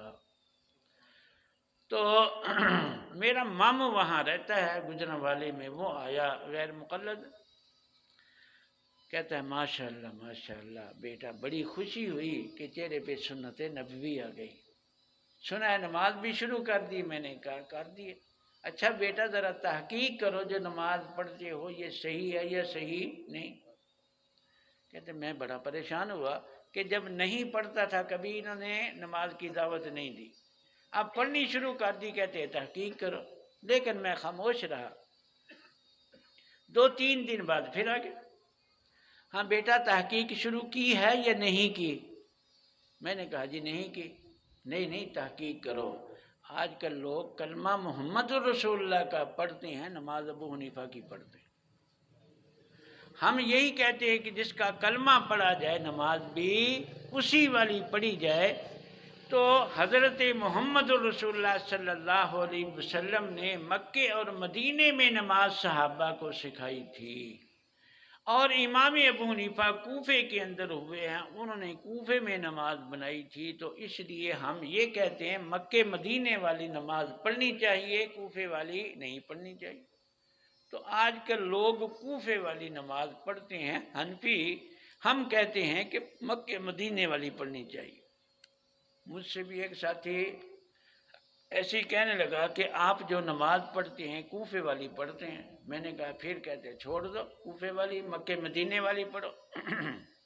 میں نے کہا کہ تم جو قرآن پڑھتے ہو یہ بھی کوفے والا، کیونکہ یہ قرآن جو سارے پڑھ رہے ہیں قاری عاصم کوفی کی قرات، یہ نافع مدنی کی نہیں، یہ ابن کثیر مکی کی قرات نہیں ہے۔ جو سب ہم پڑھ رہے ہیں یہ کس کی قرات ہے؟ قاری عاصم کوفی کی، اور ان کے شاگرد قاری حفظ کی روایت ہے وہ بھی کوفی۔ تو میں نے کہا کہ اگر کوفے کی نماز پھر پسند نہیں تو کوفے والا قرآن بھی چھوڑ دینا چاہیے۔ اب سوچنے لگا، تھوڑی دیر سوچ کے کہتا ہے کہ نہیں، صحابہ کرام جب مدینے سے کوفے آئے تھے تو قرآن ساتھ لے کے آئے تھے، تو قاری عاصم نے وہی قرآن آگے پھیلا دیا، تو اس لیے قرآن غلط نہیں ہوا۔ میں نے کہا کہ اب سوچنے کی بات یہ ہے کہ صحابہ جب مدینے سے کوفے آئے تو قرآن ساتھ لے کے آئے اور نماز پیچھے چھوڑ آئے تھے، کیا خیال ہے؟ نماز بھی ساتھ لے کے آئے۔ تو ایک امام ابو حنیفہ انہوں نے صحابہ کی نماز پھیلا دی۔ خود فرماتے ہیں امام ابو حنیفہ رحمۃ اللہ علیہ مناقب موفق کے اندر ہے کہ حضرت انس رضی اللہ عنہ کوفے تشریف لائے، ہم نے ان کو نماز پڑھتے دیکھا۔ تو اب ایک امام نے ان کی نماز پھیلا دی، وہ غلط نہیں ہوئے، دوسرے قاری عاصم ہیں انہوں نے قرآن پھیلا دیا، وہ بھی غلط نہیں ہوا۔ خیر میں نے یہ جواب دیا، وہ کہتا ہے میں بڑا پریشان ہوا کہ مجھے کہتے تحقیق کرو۔ اب رو رو کے اللہ سے دعا کی کہ یا اللہ جب نماز نہیں پڑھتا تھا اتنا پریشان نہیں تھا، اب پڑھنی شروع کی ہے، اب مجھے پریشان کر دیا کہ تحقیق کرو۔ خیر 2-3 دن کے بعد جو ہے وہ پھر آ گئے، چھوٹے چھوٹے رسالے، یہ رفع دین کے حدیثیں ہیں، یہ آمین اونچی کہنے کی حدیثیں ہیں، یہ امام کے پیچھے قرات کی روایتیں ہیں، تو یہ محمدی نماز ہے، یہ پڑھا کرو۔ اب وہ کہتا ہے کہ مجھ سے نہ رہا گیا۔ میں نے کہا کہ ماموں کیا میرا قصور ہو گیا ہے کہ میں نے داڑھی رکھ دیا، نماز پڑھنی شروع کر دیا، میرے پیچھے پڑ گئے؟ آج میں داڑھی مڈا دوں، وہی کام شروع کر دوں جو پہلے کرتا تھا، تو میرا پیچھا چھوڑ دو گے؟ کہنے لگا نہیں نہیں بیٹا، مقصد یہ ہے کہ نماز پڑھے تو صحیح پڑھے، یہ نہ ہو کہ یہاں ہم نماز پڑھتے نہیں اور کل قیامت کے دن اللہ بھی ناراض ہوں، اللہ کے نبی بھی ناراض ہوں کہ تمہاری تو بے نمازیوں کی صف کے اندر کھڑا کیا ہو ہمیں۔ تو اس لیے ہم کہتے ہیں کہ صحیح نماز پڑھو، تحقیق کر کے پڑھو۔ اس نے کہا کہ ماموں تحقیق ہر فن کی فن کا ماہر کرتا، اور مجھے عربی کے ایک لفظ کا ترجمہ نہیں آتا، میں کیسے تحقیق کر سکتا ہوں؟ اب یہ قرآن بھی عربی میں ہے، احادیث بھی عربی ہیں، مجھے صحیح اور ضعیف حدیث کا پتہ نہیں کہ صحیح کون سی ہوتی ہے، ضعیف کون سی ہوتی ہے، تو میں کیسے تحقیق کروں؟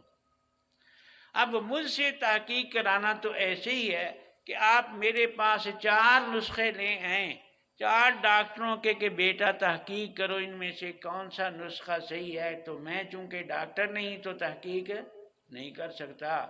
آپ میرے پاس 4 ججوں کے فیصلے لے آئیں کہ یہ 4 فیصلے ہیں، بتاؤ ان میں سے کون سا فیصلہ صحیح ہے، تو میں چونکہ ماہر قانون نہیں ہوں تو میں فیصلہ نہیں کر سکتا، تحقیق نہیں کر سکتا۔ تحقیق ہر فن کی فن کا ماہر کیا کرتا ہے۔ آپ میرے پاس جو ہے 4 ماہر انجینئر، ان کے نقشے لے آؤ کہ مکان بنانا ہے، یہ 4 نقشے ہیں، پاس کرو کون سا صحیح ہے کون سا صحیح نہیں ہے۔ تو چونکہ میں ماہر انجینئر نہیں ہوں میں تحقیق نہیں کر سکتا، تو اسی طرح میں یہاں بھی تحقیق نہیں کر سکتا کہ میں قرآن و حدیث کا ماہر نہیں۔ البتہ آپ کے پریشان کرنے سے میں کافی پریشان ہو گیا، رو رو کے اللہ سے دعا مانگی تھی، اللہ نے ایک بات میرے ذہن میں ڈالی ہے، میں اس پہ مطمئن ہو گیا۔ وہ دعا یہ اللہ نے بات دل میں ڈالی ہے کہ سنا ہے قرآن میں آتا ہے کہ نماز بے حیائی اور برائیوں سے روکتی ہے۔ ان تبلیغ والوں نے جو مجھے نماز سکھائی ہے اس سے میرے سارے گناہ چھوٹ گئے۔ روزانہ داڑھی منڈاتا تھا، یہ گناہ چھوٹ گیا، ترک صلاۃ والے گناہ سے بچ گیا، چوری زنا جتنے گناہ کرتا تھا وہ سارے چھوٹ گئے۔ اگر یہ بات صحیح ہے کہ درخت اپنے پھل سے پہچانا جاتا ہے، تو میں بھی اس نتیجے سے اس بات پہ پہنچا ہوں کہ جس نماز میں میرے گناہ چھڑا دیے ہیں وہ نماز صحیح ہے، اب مجھے زیادہ تحقیق کی ضرورت نہیں ہے۔ اور ساتھ ہی اس نے کہا کہ چند دن ہوئے تھے، اخبار میں آیا کہ دعویٰ والوں نے جیلم کے علاقے میں ٹرک لوٹا ہے۔ میں نے کہا کہ تم جس کو سنت والی نماز کہتے ہو وہ یہ کام کرا رہی ہے کہ وہ ٹرک لوٹ رہے ہیں، اور مجھ سے سارے گناہ جس نماز نے چھڑا دیے تم کہتے ہو یہ غلط ہے۔ تو اگر یہ بات صحیح ہے کہ درخت اپنے پھل سے پہچانا جاتا ہے کہ میٹھا پھل ہے تو درخت اچھا ہے، اگر پھل کڑوا ہے تو اب میں جان گیا ہوں کہ جس نماز نے گناہ چھڑا دیے وہ نماز صحیح ہے۔ تو اس کے علاوہ مجھے تحقیق کی ضرورت نہیں، اپنا لٹریچر جو ہے وہ اٹھاؤ اور چلے جاؤ، مجھے پتہ نہیں یہ حدیثیں صحیح ہیں یا ضعیف ہیں۔ تو خیر یہ واقعہ میں نے ان دونوں پٹھانوں کو سنایا جو بنوری ٹاؤن تھے۔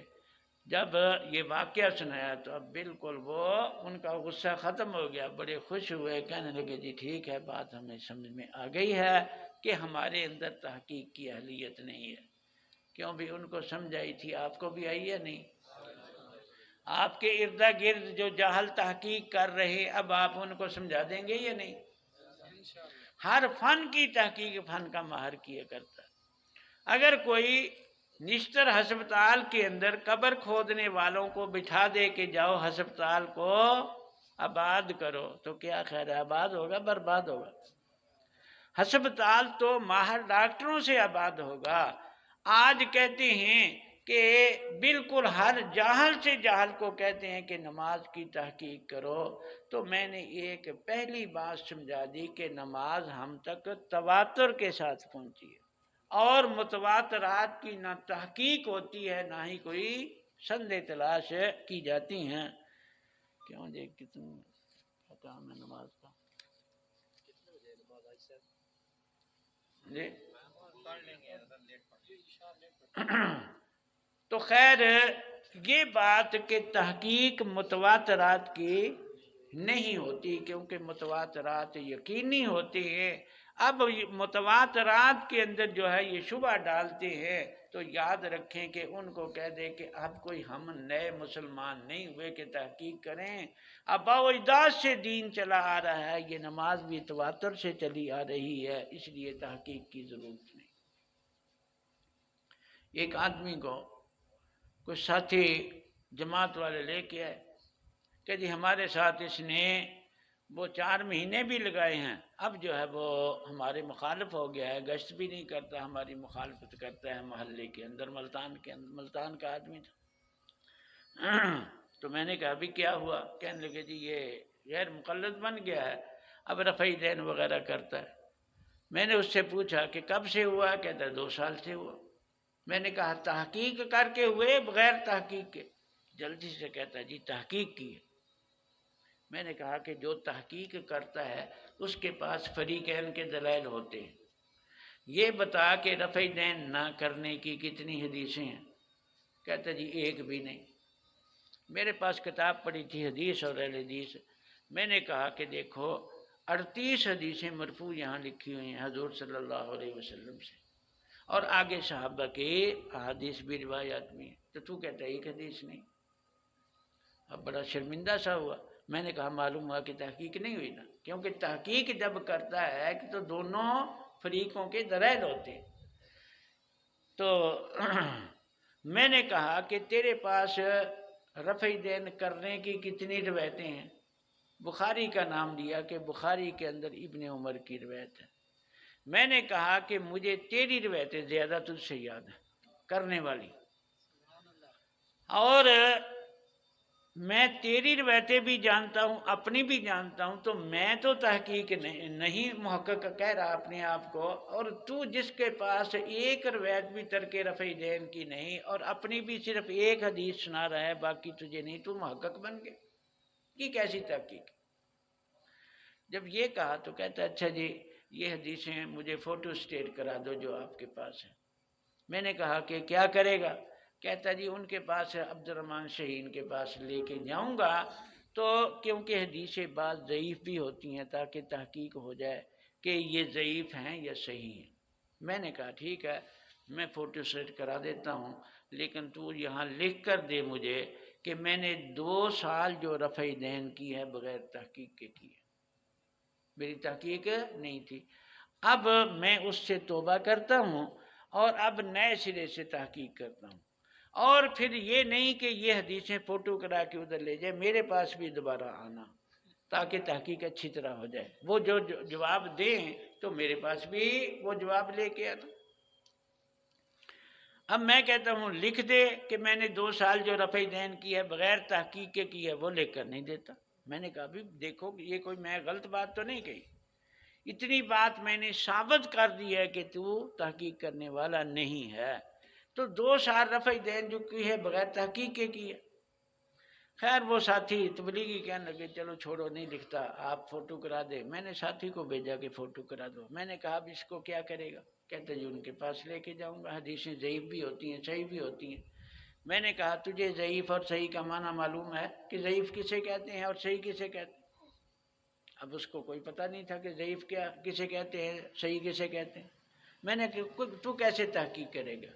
اس کا مطلب یہ ہے کہ غیر مقلد کے پاس لے کے جائے گا، وہ یہ کہے گا کہ ضعیف ہیں تو ان کو چھوڑ دے گا، اور اس کا مطلب یہ ہوا کہ اندھا مقلد ان کا بنا ہوا ہے کہ اگر جس حدیث کو وہ کہیں لے لے تو لے لے گا، جس کو کہے چھوڑ دے وہ چھوڑ دے گا، تو یہ تحقیق تو نہ ہوئی نا۔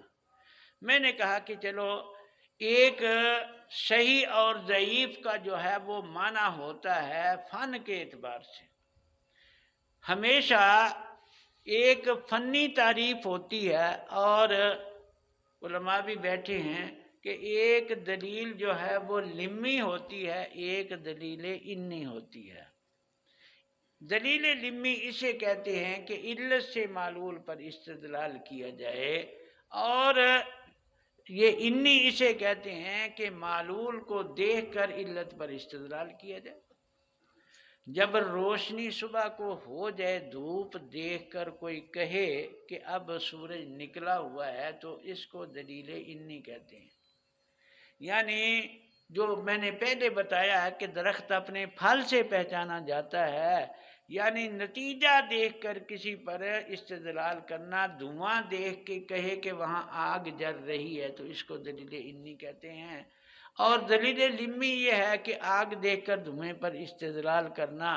میں نے کہا کہ علماء کے لیے جو ہے وہ ہمیشہ فن والوں کے لیے دلیل لمی ہوتی ہے۔ مثلا زمیندار جو ہے وہ بیج خریدتے ہیں، اچھا بیج کون سا ہے، کون سا اچھا نہیں۔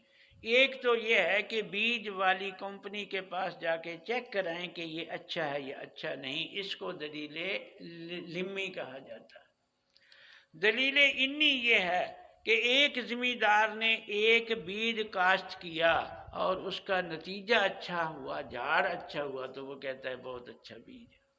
اب اس کے لیے فن کا ماہر ہونا ضروری نہیں ہے، یہ ہر آدمی فیصلہ کر سکتا ہے کھاد اچھی ہے یا اچھی نہیں۔ ایک تو یہ ہے کہ کھاد والی جو مل ہے ان سے ماہرین سے تجربہ کرایا جائے، ان کو چیک کرایا جائے کہ یہ کھاد صحیح ہے یا صحیح نہیں، وہ اپنی فنی طور پہ بتائیں گے۔ لیکن ایک یہ ہے کہ کھیت میں کھاد ڈالنے سے نتیجہ اچھا نکلا تو ہر آدمی کہتا ہے کہ یہ کھاد اچھی ہے۔ ایک دوائی اچھی یا جعلی ہونے کا ماہر فن جو ہے وہ بتا سکتا ہے کہ ماہر ڈاکٹر یا لیبارٹری کے اندر چیک کرایا جائے تو وہ فنی طور پر بتائیں گے کہ یہ دوائی صحیح ہے یا صحیح نہیں۔ لیکن ایک ہے دوائی کا نتیجہ دیکھ کے، مثال کے طور پر ایک دوائی جو ہے وہ 10 دن مریض کو کھلائی، سارے گھر والے کہتے ہیں کہ دوائی صحیح نہیں ہے۔ وہ کیوں کہتے ہیں کہ وہ نتیجہ دیکھتے ہیں، کچھ بھی سامنے نہیں آیا، اور دوائی بدل دی، 2 دن کے بعد سارے کہہ رہے ہیں کہ یہ دوائی اچھی ہے۔ وہ کیوں کہہ رہے ہیں؟ جاہل، وہ نتیجہ دیکھ رہے ہیں، کب مریض تندرست ہونا شروع ہو گیا۔ تو اس کو کہتے ہیں دلیل انی، یعنی نتیجہ دیکھ کر فیصلہ کرنا۔ میں نے اس کو کہا کہ تو فنی طور پہ صحیح اور ضعیف کو نہیں جانتا، میں نتیجہ جو ہے وہ رکھ دیتا ہوں آپ کے سامنے کہ حنفی جو نماز پڑھتے ہیں، اس نماز کا نتیجہ یہ ہے کہ ان علاقوں کے اندر 100% اولیاء اللہ جو بنے ہیں یہی نماز پڑھ کے بنے۔ حضرت خواجہ معین الدین چشتی اجمیری نور اللہ مرقدہ 90 لاکھ ہندوؤں کو انہوں نے کلمہ پڑھایا اور ان کو نمازی بنایا۔ وہ یہی نماز پڑھ کے جو ہے وہ ولایت کے مقام تک پہنچے۔ حضرت خواجہ قطب الدین بختیار کاکی رحمۃ اللہ علیہ ان کے خلیفہ تھے، وہ بھی یہی نماز پڑھ کے بغیر رفع دین کے نماز پڑھ کے ولی بنے۔ حضرت بابا فرید الدین گن شکر رحمۃ اللہ علیہ یہ ان کے خلیفہ تھے، وہ بھی یہی نماز پڑھ کے جو ہے وہ ولی بنے۔ حضرت خواجہ نظام الدین اولیاء اللہ ان کے خلیفہ تھے، علاء الدین صابر رحمۃ اللہ علیہ ان کے خلیفہ تھے، وہ بھی حنفیوں والی نماز پڑھ کے ولی بنے۔ اور حضرت بہاؤالدین زکریا رحمۃ اللہ علیہ، جتنے بھی حضرت داتا صاحب رحمۃ اللہ علیہ، ان علاقوں میں جتنے ولی بنے ہیں وہ یہی نماز پڑھ کے بغیر رفع دین کے نماز پڑھ کے ولی بنے۔ اور حدیث پاک میں آتا ہے کہ اگر کوئی خلاف سنت نماز پڑھے گا تو وہ نماز پرانے کپڑے میں لپیٹ کر اس کے منہ پہ مار دی جاتی ہے، اور وہ بد دعا دیتی ہے کہ اے اللہ، جس طرح اس نے مجھے تباہ و برباد کیا تو بھی اسے تباہ و برباد کر۔ تو اگر یہ حنفیوں کی نماز خلاف سنت ہوتی تو اس نماز کو پڑھ کے کوئی ولی نہ بنتا۔ میں نے کہا کہ یہ جھاڑ رکھ دیا ہے، بیج کے اچھا یا اچھا نہ ہونے کو ان کا فیصلہ کرنے کے لیے زمیندار دیکھتا ہے کہ جس بیج کا جھاڑ اچھا ہے وہ بیج اچھا ہے۔ تو میں نے بتا دیا کہ اس فقہ حنفی والی نماز کا جھاڑ یہ بڑے بڑے اولیاء اللہ ہیں، بڑے بڑے فقہاء ہیں اور بڑے بڑے محدثین ہیں ان علاقوں کے اندر۔ یہ دیکھ لو کہ جھاڑ اچھا ہے یا اچھا نہیں اور اس کے مطابق فیصلہ کر لو۔ اور میں نے کہا کہ جن کے پاس ان حدیثوں کو لے کر جانا ہے ان کو کہنا کہ ان علاقوں میں اپنی نماز کا جھاڑ بھی بتاؤ کہ کتنے ولی پیدا کیے غیر مقلد۔ میں نے کہا کہ اگر نہ بتایا تو میں بتا دیتا ہوں کہ اس کا جھاڑ مرزا غلام محمد قادیانی ہے، اور جتنے مرزائی ہیں، مولوی عبد الکریم یہ اس کا مرید تھا اور اس کی طرف سے فتوے دیا کرتا تھا، وہ بھی پہلے غیر مقلد تھا، بعد میں مرزائی ہوا۔ اور مرزے کا پہلا خلیفہ نور الدین جو ہے وہ بھیرے کا تھا اور بھیرے کے اندر غیر مقلد تھا، بعد کے اندر جو ہے وہ مرزائی ہوا۔ عبداللہ سنوری جو مرزے کے گھر میں رہتا تھا غیر مقلد تھا، بعد کے اندر مرزائی ہوا۔ اور میں نے کہا کہ جتنے منکر حدیث ہیں وہ سارے کے سارے پہلے غیر مقلد تھے، بعد میں منکر حدیث بنے۔ سر سید احمد خان جو ہے اس نے معجزات کا انکار کیا، فرشتوں کا انکار کیا، جنوں کا انکار کیا، معراج کا انکار کیا۔ اور وہ خود لکھتا ہے، شیخ اکرم لکھتے ہیں کہ وہ کہا کرتا تھا کہ میں غیر مقلد ہوں، اور غیر مقلد بھی ایسا جیسے کریلا اور نیم چڑھا۔ تو یہ سارے کے سارے میں نے کہا یہ ان کا جھاڑ ہیں۔ اب ایک معیار میں نے بتا دیا ہے، دوبارہ پھر میرے پاس آنا وہاں ہو کے مجھے بتانا کہ اگر وہ ضعیف کہتے ہیں تو کس دلیل سے کہتے ہیں۔ لیکن وہ نہیں آیا۔ تقریباً 6 مہینے کے بعد میں اتفاقاً ان کی مسجد میں گیا، عصر کی نماز پڑھی تو ملا۔ وہ ساتھی جو گئے تھے وہ بھی ملے۔ میں نے کہا ابھی تو وعدہ کیا تھا کہ میں آؤں گا دوبارہ، آیا کیوں نہیں؟ تو وہ ساتھی جو تبلیغ سے کہنے گئے چھوڑ دیے تو بیوقوف ہے، اس کی آئل کی دکان ہے، اس کی دکان نہیں چلتی تھی، انہوں نے کچھ پیسے دے دیے تو اس کی وجہ سے جو ہے وہ مال اس کے پاس زیادہ آ گیا، دکان چلنے لگ گئی، تو اس لیے اس نے رفع دین شروع کر دی ہے۔ میں نے کہا کہ پھر لوگوں کو سچ بتایا کرو کہ ہماری رفع دین جو ہے وہ دلائل کی نہیں ہے بلکہ آئل کی ہے۔ تو سچی بات بتایا کرو کہ دلائل سے ہم نے رفع دین شروع نہیں کی، آئل کی وجہ سے رفع دین شروع کی ہے۔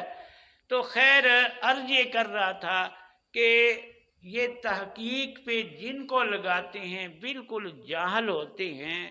یاد رکھیں کہ کسی فن کی تحقیق ہم کرائیں جاہل کو، یہ موبائل ہے میرے پاس، جو جاہل ہے اس کو میں کہوں کہ میرا موبائل صحیح کر دے تو کر دے گا۔ ہر فن کے اندر یہ بات ہم سمجھتے ہیں کہ ہر فن میں فن والوں پر اعتماد کرنا ہے، لیکن دین کے اندر اب علماء پر اعتماد نہیں رہا۔ دین کی تحقیق ہر جاہل سے جاہل جو ہے وہ کر رہا ہے، حالانکہ دین کی تحقیق کا حق یہ بھی قرآن نے بتا دیا کہ وَلَوْ رَدُّوهُ إِلَى الرَّسُولِ وَإِلَىٰ أُولِي الْأَمْرِ مِنْهُمْ لَعَلِمَهُ الَّذِينَ يَسْتَنبِطُونَهُ مِنْهُمْ، کہ اگر جو ہے اہل استنباط رسول پاک کے پاس اپنے معاملے لے جائیں، یا اہل استنباط یعنی مجتہدین کے پاس معاملات لے جاتے تو پریشان نہ ہوتے۔ اب رسول کے بعد الذین یستنبطونہ فقہا کا اللہ نے ذکر کیا ہے، کیونکہ فقہا ماہر فن ہے، ماہر فن کے پاس اگر کوئی مسئلہ چلا جائے تو وہ حل ہو جاتا ہے، غیر ماہر کے پاس لیے جائے تو وہ حل نہیں ہوگا۔ گھڑی کسی کی خراب ہو گئی تو دل کے ماہر ڈاکٹر کے پاس لے جائے کہ ڈاکٹر صاحب ذرا گھڑی درست کر دیں، تو کیا خیال ہے مسئلہ حل ہو جائے گا؟ اب اس کے لیے ہم یہ دیکھتی ہے کہ گھڑی کا ماہر، لیکن یہاں جو ہے وہ یہ نہیں دیکھتے کہ دین کا ماہر ہے یا ماہر نہیں۔ دو آدمی وہاں خیر مدارس میں میرے پاس آ گئے کہ جی ہم تحقیق کرنے کے لیے آئے۔ میں نے کہا کہ آپ کیا کام کرتے ہیں؟ کہتے ہیں جی سائیکلوں کی دکان ہے۔ میں نے کہا کہ اب دین کی تحقیق کے لیے سائیکلوں والے رہ گئے ہیں۔ میں نے کہا کہ جب آپ دن رات سائیکلوں کا کام کرتے ہیں تو سائیکلوں کی تحقیق کریں۔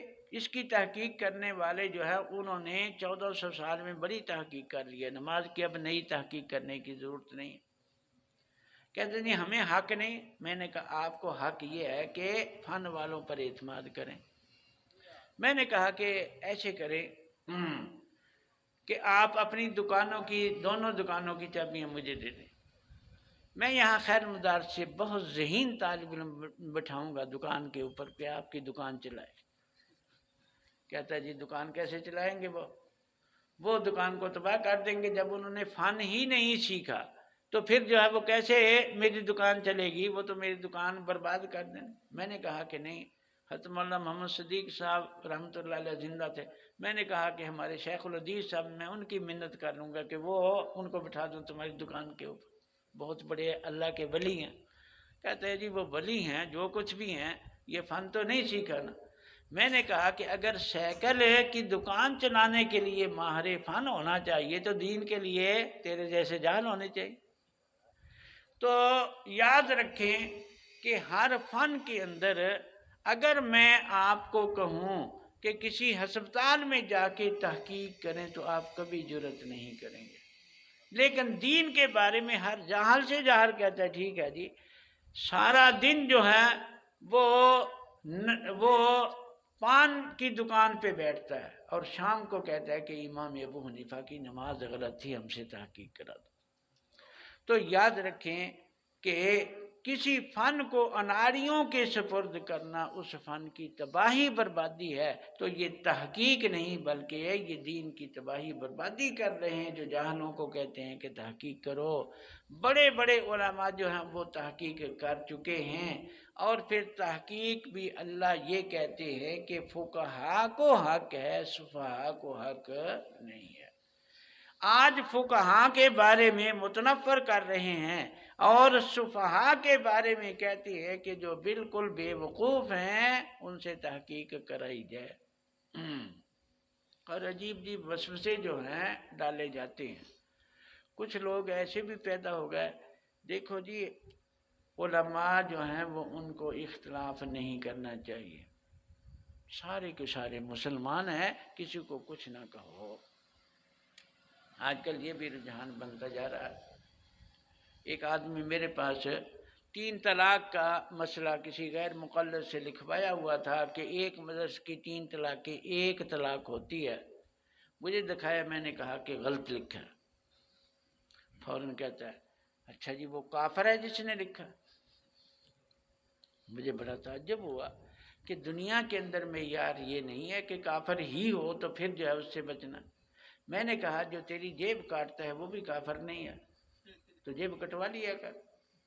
میں نے کہا جو تیرے گھر میں ڈاکہ ڈالتا ہے تو ڈاکہ ڈالنے والا بھی کافر نہیں ہوتا، تو پھر جو ہے وہاں برداشت کر لیا کر۔ جو تجھے جعلی دوائی دیتا ہے وہ بھی کافر نہیں ہے، وہاں تو بڑا شکریہ ادا کرتا ہے کہ آپ نے بتا دیا کہ یہ جعلی دوائی ہے، اصلی دوائی نہیں ہے۔ اور وہاں تیرا معیار یہ نہیں ہے کہ کافر ہی اگر جعلی دوائی دے تو پھر بچنا ہے، مسلمان ہو تو وہ کھا لینی ہے۔ وہاں تو پوری احتیاط کرتا ہے، اور دین کے اندر یہ احتیاط جو ہے وہ ختم ہو گئی۔ وہ میرا ایک شاگرد ہے، کہتا ہے میں ڈاکٹر کے پاس دوائی لینے کے لیے گیا بلوچستان میں، تو مجھے یہی بات پوچھا کہ کہاں پڑھتے ہو؟ میں نے کہا خیر مدارس پڑھتا ہوں۔ کہنے لگے کہ آج کل جو ہے وہ بہت فرقے بن چکے ہیں، کسی کو کچھ نہیں کہنا چاہیے، جیسے بھی جو کام کر رہا ہے سارے کے سارے مسلمان ہیں تو احترام کرنا چاہیے۔ وہ کہتے ہیں میں نے کہا ڈاکٹر صاحب موبائل پڑا تھا، میں نے کہا میں آپ کا موبائل اٹھا کے بھاگ جاؤں تو کہ میں کافر ہو جاؤں گا؟ یہ مسلمان ہی رہوں گا. کہتا ہے مسلمان ہی رہے گا، کافر تو نہیں ہوگا. میں نے کہا پھر مجھے کچھ کہے گا تو نہیں تو کہ میں موبائل اٹھا کے بھاگ جاؤں. تو اسی طرح جو ہے اب وہاں تو معیار یہ بناتے ہو کہ کافر نہیں ہے، ان کو کچھ نہیں کہے. آپ کا موبائل چورانے والا جو ہے وہ کافر تو نہیں ہوتا، لیکن آپ پورا اس کے خلاف میرے خلاف مقدمہ کریں گے، پوری کوشش کریں گے. تو ایسی مثالیں دی کہ آپ کا قلم اٹھا کے لے جاؤں. تو پھر کہتا ہے اچھا آپ نے تو بڑی اچھی باتیں کی ہے، آج میں آپ کو پوری دعائی نہیں دیتا، 2 دن کے بعد پھر آنا، پھر مجھے ایسی باتیں سنانا. تو بھئی یہ یاد رکھیں علماء کرام موجود ہیں. علماء اگر یہ کام کریں تو جو ہے یہ کام بالکل ہو سکتا ہے، لیکن ہم نے چھوڑ دیا ہے. اب بھی سمجھنے والے ہیں، ضدی بہت کم ہیں. بہت سے لوگ کہہ دیتے ہیں چھوڑو جی وہ تو پاگل ہے. میں کہا کرتا ہوں اس کو کسی نے پاگل بنایا ہے نا. ہمارے پکے سے پکے حنفی پاگل بن جاتے ہیں، تو ہم جو ہے وہ ان کے اوپر محنت کریں تو وہ کیوں واپس نہیں آ سکتے؟ کیوں بھئی علماء کرام جو ہے محنت کریں گے کہ نہیں؟ مجھے خوشی ہوئی کہ اس علاقے کے اندر یہ کام شروع ہوا ہے کہ علماء اکٹھے ہوتے ہیں تاکہ آگے لوگوں کو باتیں سمجھائیں. یہ میری باتیں جو ہیں یہ میری نہیں ہیں بلکہ جمہور امت کی باتیں ہیں، اکابر کی باتیں ہیں. اگر انشاءاللہ آپ سمجھائیں گے تو ان کی ضرور اصلاح ہو جائے گی. اللہ تبارک و تعالی. اور یاد رکھیں کہ اخلاص کے ساتھ جب کام انسان کرتا ہے تو بہت سی باتیں اللہ تعالیٰ ایسی ذہن میں ڈال دیتے ہیں جو کتابوں میں بھی نہیں پڑھی ہوتی. میلچی کے علاقے میں میں تقریر کر رہا تھا تو درمیان میں ہی کچھ ساتھی آ گئے. جلا جی میں میلچی کے قریب کہ جی تقریر بند کریں، اب مناظر آ گیا ہے، مولوی غلام اللہ مناظرہ ہوگا. میں نے ساتھیوں سے کہا کہ تقریر میں بات سمجھ میں آ رہی ہے تو ان کا مقصد یہ ہوتا ہے کہ تقریر ختم کر دیں تاکہ مناظرے کے اندر جو ہے وہ شور ہوتا ہے، کسی کی بات سمجھ میں نہیں آتی. تو میں نے کہا میں مناظرہ بھی انشاءاللہ کروں گا، مجھے تقریر کر لینے دو. لیکن ہمارے ساتھی بھی بات جوشیلے ہوتے ہیں، نہیں جی چلو بس بند کر دیں. میں نے ان کو سمجھا کہ ان کا مقصد یہ ہے کہ تقریر میں ان کو بات سمجھ میں آ رہی ہے، یہ ان کو سمجھ میں نہ آئے. خیر ان کے زور دینے سے میں نے بات جو ہے وہ ختم کر دی. تو اب بات ان سے جب شروع ہو گئی تو رفع دین کے اوپر بات تھی. میں نے کہا کہ ابو داؤد شریف جو ہے وہ سیاستہ کی کتاب ہے، اس کے اندر میمون مکی کی روایت ہے. وہ یہ فرماتے ہیں کہ میں نے عبداللہ بن زبیر کے پیچھے ایک دفعہ نماز پڑھی تو انہوں نے جو ہے رکوع کے وقت بھی ہاتھوں سے اشارہ کیا، سجدے کے وقت بھی اشارہ کیا، یعنی رفع دین کی. تو میں نے حضرت ابن عباس کے پاس جا کے شکایت لگائی، اور الفاظ یہ ہیں کہ ابن عباس رضی اللہ تعالیٰ سے کہا کہ میں نے آج ابن زبیر کو ایسی نماز پڑھاتے دیکھا ہے کہ لم ارى احدا یصلیھا، کہ ساری زندگی میں کسی کو ایسی رفع دین والی نماز پڑھتے مکے میں نہیں دیکھا. اب یہ روایت یہ سیاستہ کی ہے. ابو داؤد شریف کے اندر ہے کہ مکے کا رہنے والا جو مکے میں کا رہائشی ہے وہ کہتا ہے کہ مکے کے اندر کسی کو رفع دین کرتے نہیں دیکھا. آج کل مکے مدینے کا نام لیتے ہیں، یہ صحابہ کا دور ہے کہ مکے والا کہتا ہے کہ لم ارى احدا یصلیھا، کہ کسی ایک کو بھی مکے کے اندر رفع دین کرتے نہیں دیکھا. بلکہ غور کریں تو اس سے معلوم یہ ہوتا ہے کہ پوری دنیا میں صحابہ کے زمانے میں کوئی رفع دین کرنے والا نہیں تھا. کیوں؟ اس لیے کہ مکہ وہ شہر ہے کہ جہاں پوری دنیا کے لوگ حج اور عمرے کے لیے جاتے ہیں. تو مکے میں رہنے والا کہتا ہے کہ کہیں حج کے موقع پہ بھی کسی کو باہر سے آ کے بھی رفع دین کرنے والا نہیں دیکھا. تو معلوم ہوا کہ صحابہ کے زمانے میں پوری دنیا میں رفع دین متروک تھی. اب یہ دلیل بڑی مضبوط تھی، لیکن وہ مد مقابل جو ہے کہنے لگا جی آدھی روایت پڑھی ہے، آگے حضرت ابن عباس کا جواب اس نے نہیں پڑھا. دو تین جو ہیں وہ ٹرنیں ایسی تھیں کہ مجھے موقع نہیں ملا جواب ملنے کا، علماء بیٹھے تھے، اب وہ دیکھ رہے ہیں ابن عباس کا جواب، بڑے پریشان۔ تو خیر تیسری تقریر میں نے کہا، اب وہ کھڑا ہوتا کہتا جی بس مناظرہ ختم، یہ آگے ابن عباس کا جواب جو ہے وہ سنائے تو پتہ چلے گا کہ یہ روایت ہمارے حق کے اندر ہے، ان کے حق کے اندر نہیں۔ خیر تیسری تقریر میں نے دیکھا ہمارے ساتھی بھی پریشان ہیں، میں نے کہا کہ اس کا تمہیں کیا فائدہ۔ آگے الفاظ یہ ہے کہ حضرت ابن عباس نے کہا کہ ان احببت ان تنظر الى صلاة رسول اللہ صلی اللہ علیہ وسلم فاقتدی بابن الزبیر۔ اب سارے پریشان تھے کہ انہوں نے کہا کہ حضور کی نماز ہے۔ میں نے کہا تو بھئی تجھے اس سے کیا فائدہ، کیونکہ یہ حضرت ابن عباس کا قول ہے، میرا استدلال اس سے ہے کہ لم ارى احدا یصلی، کہ مکے والا کہتا ہے، یہاں نکرہ تحت نفی ہے، یعنی عموم سے یہ استدلال کر رہے ہیں کہ کسی ایک نے بھی کبھی رفع دین نہیں کی۔ اب اگر اس کی تردید حضرت ابن عباس نے کرنی تھی تو وہ کہتے کہ میں کرتا ہوں یا فلانا کرتا ہے، کیونکہ سالبہ کلیہ جو ہے اس کی نقیض موجبہ جزی آتی ہے، ایک جزی بھی وہ پیش نہیں کر سکے کہ فلاں کرتا ہے، تو معلوم ہوا کہ وہ تردید نہیں کی حضرت ابن عباس نے۔ حضرت ابن عباس 68 ہجری کے اندر ان کا انتقال ہوا ہے، اور میں نے بتایا کہ آخری صحابی 110 کے اندر انتقال ہوا، معلوم ہوا کہ 68 سے پہلے مکے میں کوئی رفع دین کرنے والا نہیں تھا۔ کہتے جی پھر اس کا کیا مطلب؟ میں نے کہا کہ اس کا مطلب تو یہی ہے کہ ان تنظرہ سے حضرت ابن عباس جو ہیں وہ ایک نظریہ درست کر رہے ہیں، وہ نظریہ یہ ہے کہ غیر صحابی کو صحابی پر اعتراض کا حق نہیں ہے، اور غیر فقیہ کو فقیہ پر اعتراض کا حق نہیں ہے، اور ہم تو امام شافعی پر بھی اعتراض نہیں کرتے کہ وہ فقیہ ہے، چاہے جائے کہ حضرت عبداللہ ابن زبیر پر اعتراض کریں۔ یعنی دوسری اس کی مثال یہ ہے کہ حضرت ابن عباس کو کسی نے شکایت لگائی کہ حضرت امیر معاویہ رضی اللہ تعالیٰ ایک وتر پڑھتے ہیں، بخاری شریف کے اندر یہ ہے کہ فرمایا کہ کہ ان کے پر اعتراض نہ کرو، وہ فقیہ ہیں، تو معلوم ہوا کہ فقیہ پر اعتراض سے وہ روک رہے ہیں، رفع دین کی تائید نہیں کر رہے۔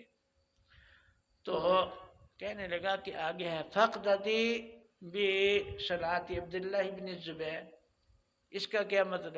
میں نے کہا اقتداء کا معنی تو تقلید ہوتا ہے کہ وہ یہ کہتے ہیں کہ ان کا اجتہاد ہے، اگر ان کی تقلید کر لے تو پھر ٹھیک ہے، تو ہم بھی کہتے ہیں کہ اگر امام شافعی کی کوئی تقلید کر کے کرے تو وہ کوئی حرج نہیں ہے۔ خیر جب یہ جواب دیا ہمارے سارے ساتھی خوش ہو گئے، اور اس کے بعد وہ بولا نہیں ہے۔ تو بات یہ بیان کر رہا تھا کہ یہ بات جو میں نے بیان کی کہیں کتاب میں پڑھی نہیں تھی، اسی وقت اللہ تعالیٰ نے ذہن کے اندر ڈالی، میں نے یہ ایسا جواب دے دیا۔ تو یاد رکھے کہ من کان للہ کان اللہ لہ، جب اللہ کے دین کا اخلاص کے ساتھ کام کرتے ہیں، والذین جاہدوا فینا لنہدینہم سبلنا، اگر اللہ فرماتے ہیں میرے راستے میں محنت کرو گے تو میں بہت سے راستے کھول دوں گا۔ اللہ تبارک و تعالی ہمیں یہ دین کا کام کرنے کی توفیق عطا فرمائیں، اور یہ جو ساتھیوں نے پروگرام ماہانہ، میں تو سمجھتا تھا سالانہ ہے، ماہانہ رکھا ہے، اللہ تعالیٰ اس کے اندر برکت عطا فرمائیں، اور سب ساتھیوں کو جو ہے وہ تحقیق کرنے کی جو ہے وہ ساتھیوں کو کی اصلاح کرنے کی توفیق عطا فرمائیں۔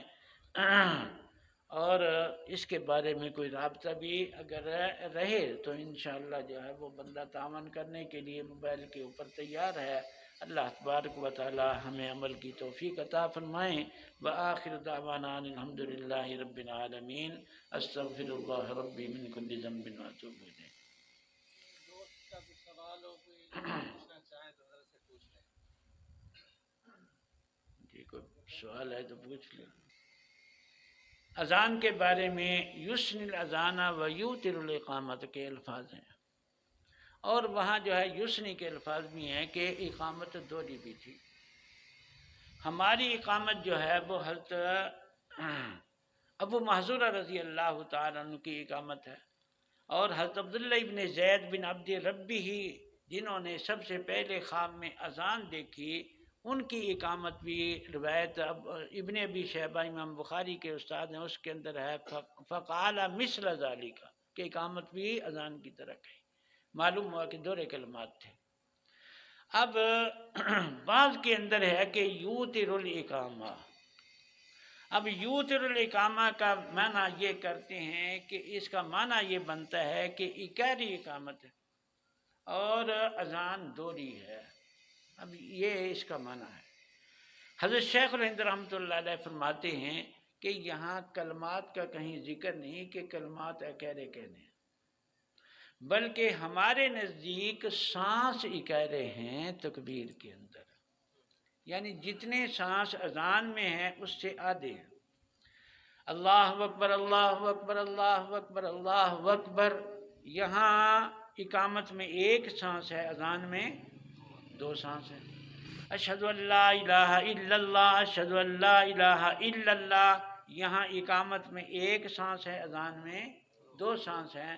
تو انہوں نے کہا کہ ہم تو اس پر عمل کرتے ہیں، کیونکہ یہاں یہ ہے کہ اقامت اکیری ہے، اکیری کے مطلب کلمات نہیں بلکہ سانس اکیری۔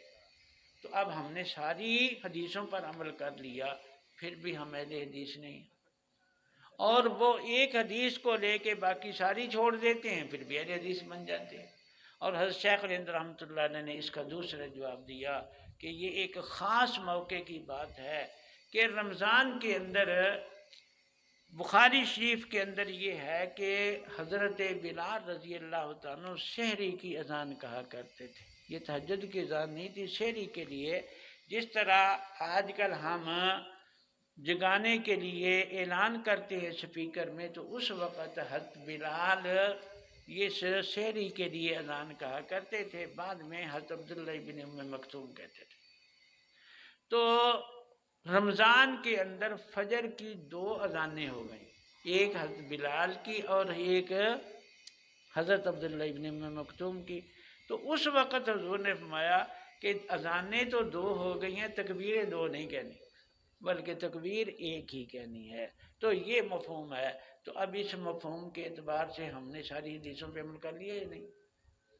تو ہم ساری حدیثوں پر عمل کریں پھر بھی ہمیں اہل حدیث نہیں مانتے، اور وہ ایک حدیث پر عمل کرے باقی ساری چھوڑ دے تو کہتے ہیں ہم اہل حدیث ہو۔ تو اس لیے یاد رکھیں کہ یہ اذان اللہ کا ذکر ہے نا، ذکر زیادہ ہو تو ثواب زیادہ کرنا چاہیے، کم کرنا چاہیے۔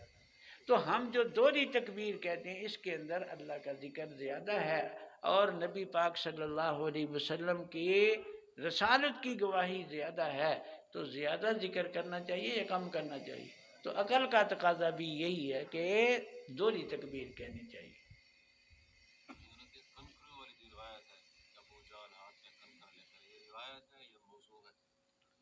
یہ روایت حضرت مولانا سرفراز خان صاحب نے ذخیرۃ الجنان کے اندر ذکر کی ہے،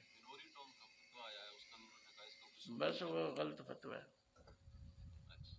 یہ ذخیرۃ الجنان کے اندر بھی مولانا سرفراز خان صاحب نے، آج کل نئی نئی تحقیق جو ہے وہ شروع ہو گئی ہے، نئے نئے مفتی جو ہیں وہ تحقیق کم کرتے ہیں، بس اپنے پرانے بزرگوں کی تحقیق۔ آج کل اکثر حدیثیں موضوع ہیں، جو بھی حدیث ہے اس کو موضوع کہنا شروع کر دیا، یہ باتیں غلط ہیں۔ ہمارے اکابر جو ہے وہ پوری تحقیق کرتے تھے۔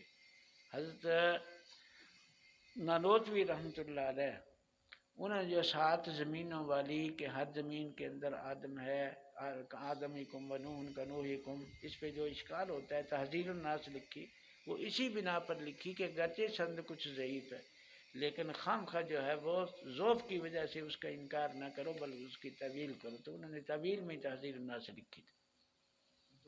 فرض نماز کے بعد تھوڑی وضاحت کر دیں۔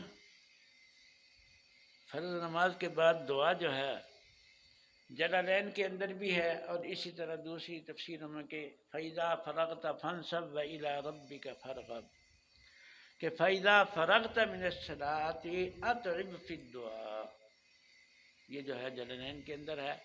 اور غیر مقلدوں کی تفسیر محمدی ہے پنجابی کے اندر، پنجابی شعروں کے اندر ہے۔ اسی آیت کی تفسیر کے اندر وہ لکھتے ہیں کہ ابن عباس مقاتل قلبی کہے ضحاک قتادہ، جد فارغ ہوں میں فرض نمازوں کریں دعا ارادہ، کہ وہ اس کی تفسیر میں حضرت ابن عباس مقاتل قلبی ضحاک اور قتادہ کا یہ قول نقل کرتے ہیں کہ جب نماز سے فارغ ہو تو دعا کیا کرو، اور پھر ہاتھ اٹھانا جو ہے وہ دعا کی حضور نے فرمایا زینت ہے، تو اس لیے ہاتھ اٹھانا بھی جو ہے وہ ثابت ہے۔ اور ترمذی شریف کی روایت ہے کہ حضور صلی اللہ علیہ وسلم نے فرمایا کہ جب تم میں سے کوئی آدمی کسی قوم کی امامت کرائے فلا یخص نفسہ بالدعا، کہ اپنے لیے دعا خاص نہ کرے، اگر ایسا کیا فقد خانہم، ان سے خیانت کی، تو معلوم ہوا کہ ان کو بھی شریک کرنا ہے، تو یہ مشترکہ دعا جو ہے وہ ثابت ہو گئی۔ اور یہ ابھی جو ہے یہ اس کا انکار شروع ہوا، غیر مقلدوں نے تو کرنا ہی تھا۔ ہمارے بھی بعد مفتی رشید احمد صاحب نے ایک چھوٹا سا رسالہ لکھ دیا کہ یہ دعا جو ہے وہ ثابت نہیں ہے، حالانکہ حضرت مولانا ظفر احمد صاحب عثمانی فرماتے ہیں کہ یہ دعا تواتر عملی سے ہم تک پہنچی ہے، ہم نے اپنے سب بڑوں کو یہ دعا مانگتے دیکھا، انہوں نے اپنے بڑوں کو مانگتے دیکھا، اس طرح جو ہے وہ حضور صلی اللہ علیہ وسلم تک پہنچتی ہے۔ تو جب تواتر عملی سے ہے تو خبر واحد نہ بھی ہو تو اس کا کوئی حرج نہیں۔ ویسے البدایہ والنہایہ اس کی جو ہے وہ 6 جلد کے اندر حضرت اعلیٰ حضرمی کا جو واقعہ ہے کہ جہاد کے لیے گئے اور آگے جو ہے وہ سمندر آ گیا، تو فجر کی نماز کے بعد جو ہے وہ انہوں نے بھی ہاتھ اٹھائے، سب ساتھیوں نے لمبی دعا ہاتھ اٹھا کے کی، اور اب شرح صدر ہوا، فرمایا کہ گھوڑے جو ہے وہ ڈال دو، تو اب یہ صحابی کے عمل سے بھی یہ ثابت ہوا۔ اور بھی بہت سی روایتیں ہیں، ایک روایت جو ہے یہ غیر مقلدوں کی کتاب صناعت الرسول کے اندر میں لکھا ہے کہ اجتماعی دعا جو ہے وہ جائز ہے، اور انہوں نے بھی ایک روایت نقل کی ہے حضرت عبداللہ ابن زبیر کی، علامہ سیوطی نے بھی نقل کی ہے کہ انہوں نے ایک آدمی کو دیکھا کہ سلام پھیرنے سے پہلے جو دعا ہے اس میں اس نے ہاتھ اٹھا دیے، تو حضرت عبداللہ ابن زبیر دیکھتے رہے، جب سلام پھیرا تو اس کو ڈانٹا، فرمایا کہ حضور سلام کے بعد ہاتھ اٹھاتے تھے، تو نے پہلے کیوں اٹھایا؟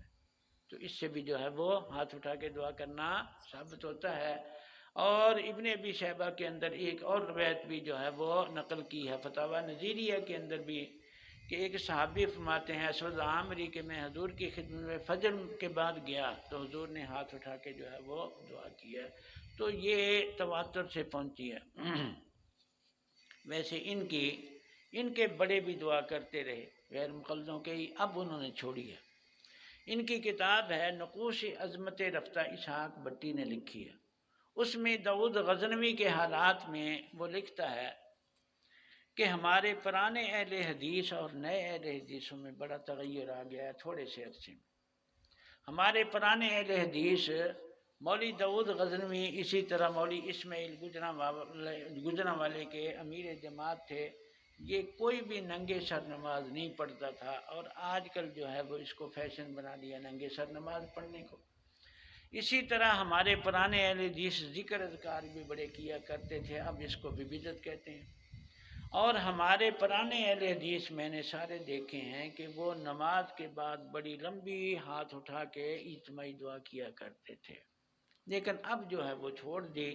بعض کی تحقیق یہ ہے کہ یہ دعا بدعت ہے، تو میں نے اپنے بزرگوں کو دیکھا، پرانے اہل حدیثوں کو، داؤد غزنوی کو، دوسروں کو، کہ وہ بڑی لمبی دعا مانگتے تھے، اور تھوڑے سے عرصے میں بڑا تغیر آ گیا کہ اب اس کو بدعت کہنا شروع کر دیا، کہتے ہیں کہ اس کے راوی صحیح نہیں۔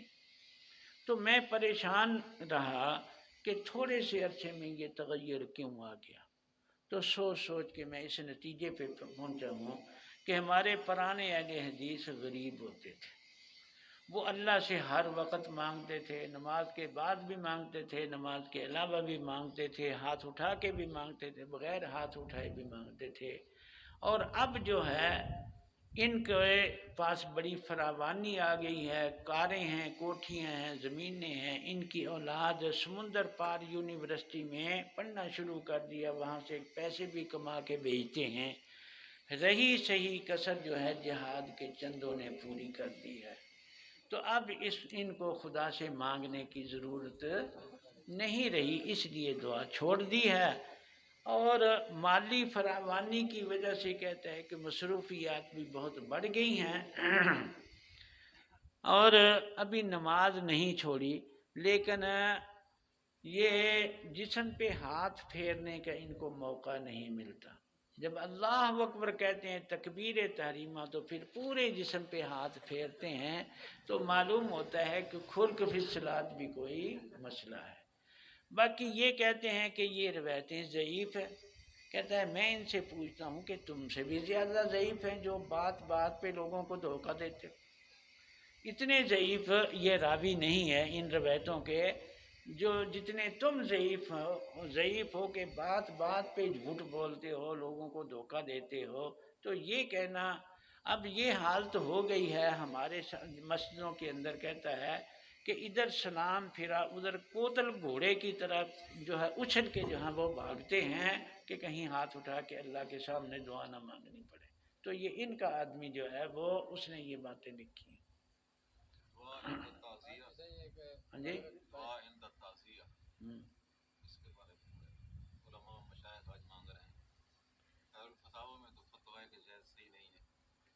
اور بھی بہت سے لوگوں کا فتویٰ ہے، غیر ضروری چیز کو ضروری سمجھ لینا یہ بدعت بن جاتا ہے۔ اب تو ہمارے علاقوں میں تو ضروری سمجھتے ہیں، اگر کوئی ہاتھ اٹھا کے میت کو گالیاں بھی نکالتا رہے دل کے اندر تو بڑے خوش ہوتے ہیں، اور بغیر ہاتھ اٹھائے جو ہے وہ ایصال ثواب بھی کرتا رہے تو کہتے ہیں کچھ نہیں ہوا۔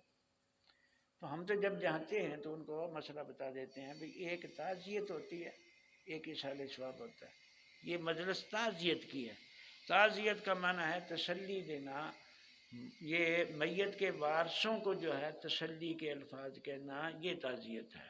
اور ایصال ثواب کی یہ مجلس نہیں ہے، ایصال ثواب جو ہے وہ ہوتا رہے گا۔ لیکن یہ بھی یاد رکھیں کہ ہم نے ایصال ثواب، دوسروں نے تو رسم و رواج بنا لیے ایصال ثواب، ہم ایصال ثواب کرتے بھی نہیں، ہم نے عادت ہی چھوڑ دی۔ یاد رکھے کہ ایصال ثواب چلتے پھرتے جو ہے وہ سب مسلمانوں کو کرتے رہنا چاہیے۔ آج اگر ہم کریں گے، ہم مر گئے تو کل اللہ تعالیٰ کوئی پیدا کریں گے، ہم کو بھی کریں گے۔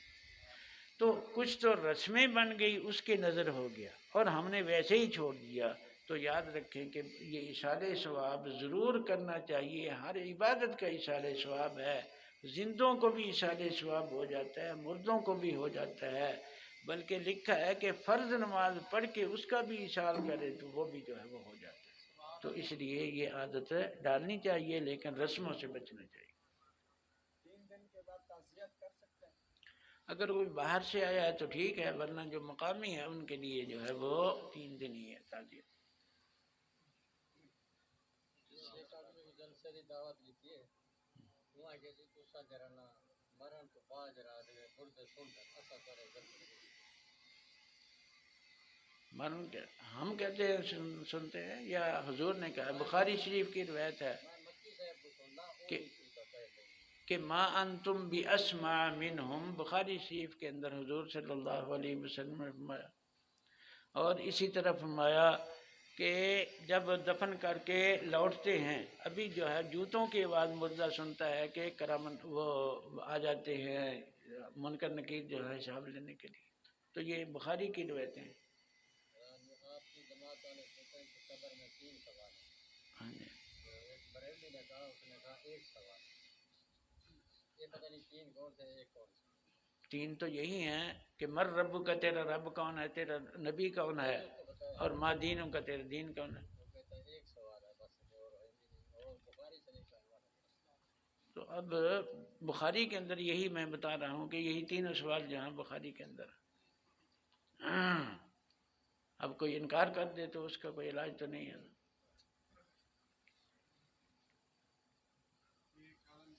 ان کو کہنا تھا مرنے کے بعد تم نہیں سنو گے، اب زندہ ہو اب تو سن لو آ کے ہماری بات۔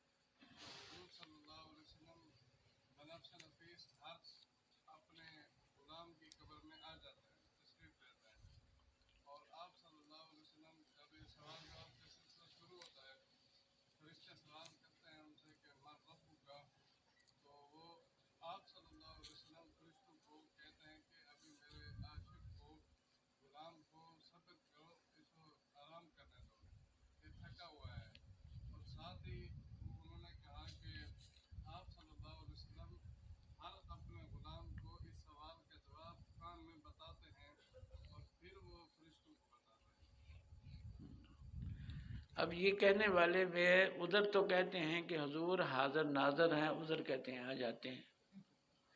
جو حاضر ناظر ہوتا ہے وہ آتا جاتا نہیں ہے، جو آتا جاتا ہے وہ حاضر ناظر نہیں ہوتا۔ ان کا پہلے تم سوچ لو کہ ہم نے کیا بات بتانی ہے، یا تو حاضر ناظر کا مسئلہ چھوڑ دو، یہی مسئلہ چھوڑ دو۔ اور اگر یہ تو حدیث ہے کہ حضور اقدس صلی اللہ علیہ وسلم کے بارے میں یہ سوال ہوتا ہے، بلکہ امرزان ملفوظات کے اندر بھی لکھا ہے کہ یہ ہمیں پتہ نہیں ہے کہ یہ سوال جو ہے وہ حضور کی تصویر پیش کی جاتی ہے یا حضور کے پردے اٹھا دیے جائیں گے، ہم یہ فیصلہ یہ نہیں کر سکتے۔ تو امرزا نے جو فیصلہ نہیں کیا وہ آج کا اس کی اقتدا کرنے والا فیصلہ کر رہا ہے۔ تو اکثر حضرات یہی کہتے ہیں کہ یہ غیبانہ سوال ہوتا ہے کہ ما تقول فی حق حاضر رجل، بات کے اندر حاضر کا لفظ ہے، تو اس کی وجہ سے کسی کو شبہ ہوا کہ حضور موجود ہوتے ہیں یا حضور کی شبیہ دکھائی جاتی ہے، تو یا پردہ اٹھا دیا جاتا ہے کہ حضور دیکھتے ہیں۔ لیکن اس کے بارے میں بھی احمد رضا کہتے ہیں کہ یہ کوئی ضروری نہیں ہے۔ بعض دوسری روایتوں کے اندر حاضر کا لفظ نہیں ہے، اشارے والا، تو اس کے اندر ہے فی ما تقولو فی نبی کا کے الفاظ ہیں یا رسول کے الفاظ ہیں، تو وہاں غیبانہ الفاظ ہیں۔ اور مسلمان کے مناسب بھی یہی ہے کہ ذہن کے اندر حضور کا تصور آ جاتا ہے تو اس کی طرف جو ہے وہ اشارہ کر کے جو ہے یہ سوال کیا جاتا ہے۔ تو اگر آ بھی جائیں تو پھر ان کو کیا فائدہ ہوا، قبر کے اندر آئیں گے۔ اب آگے یہ کیا کرنا چاہتے ہیں اس سے؟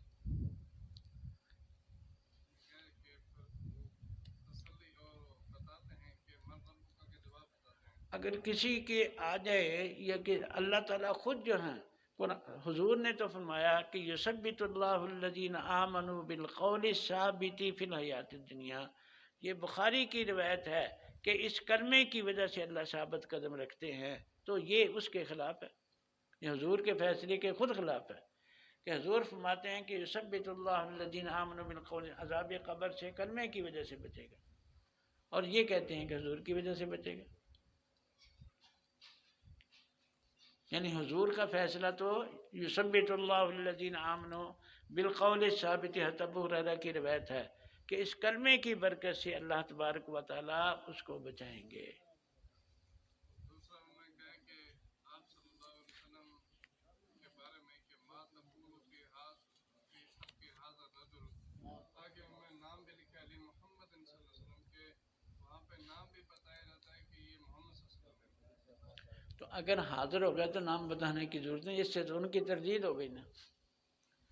دوسرے نے کہا کہ من سمع اذنیہ، کہ جو 120 صفحیں بنیں گی اس میں سے 80 صفحوں میں حضور صلی اللہ علیہ وسلم چلتے پھرتے رہیں گے اور دیکھیں گے جو بھی ان کا عاشق انگوٹھے چومتا ہوگا اس کو سیدھا بغیر حساب کتاب کے جنت میں لے جائے گا۔ یہ تو انگوٹھے چومنے والی جو ہے روایت ہی ضعیف ہے۔ علامہ سخاوی نے کہا یہ ساری کی ساری روایتیں ضعیف ہیں، اور بعض نے کہا تھا کہ فضائل کے اندر جو ہے وہ اس پر عمل کر سکتا ہے لیکن اس کو لازم نہ سمجھے۔ اب تو اس کو لازم سمجھا جاتا ہے، اور علامہ شامی نے اصول لکھا ہے، بلکہ بخاری کے اندر بھی اصول ہے کہ غیر لازم کو لازم سمجھنا یہ گناہ ہے۔ چنانچہ بخاری شریف باب الانصراف من الصلاۃ کے اندر روایت ہے کہ کچھ لوگ صحابہ کے زمانے میں دائیں جانب نماز سے پھرنا جو ہے وہ ضروری سمجھنے شروع ہو گئے۔ حضور دائیں جانب بھی پھرتے تھے، بائیں جانب بھی پھرتے تھے، اکثر دائیں جانب پھرتے تھے۔ تو ایک امام کے پیچھے حضرت عبداللہ ابن مسعود نے نماز پڑھی تو وہ جو ہے وہ دائیں جانب پھرا، تو حضرت عبداللہ ابن مسعود نے پوچھا کہ اتفاقاً پھرا ہے یا اس کو کوئی مسئلہ سمجھ کے پھرا؟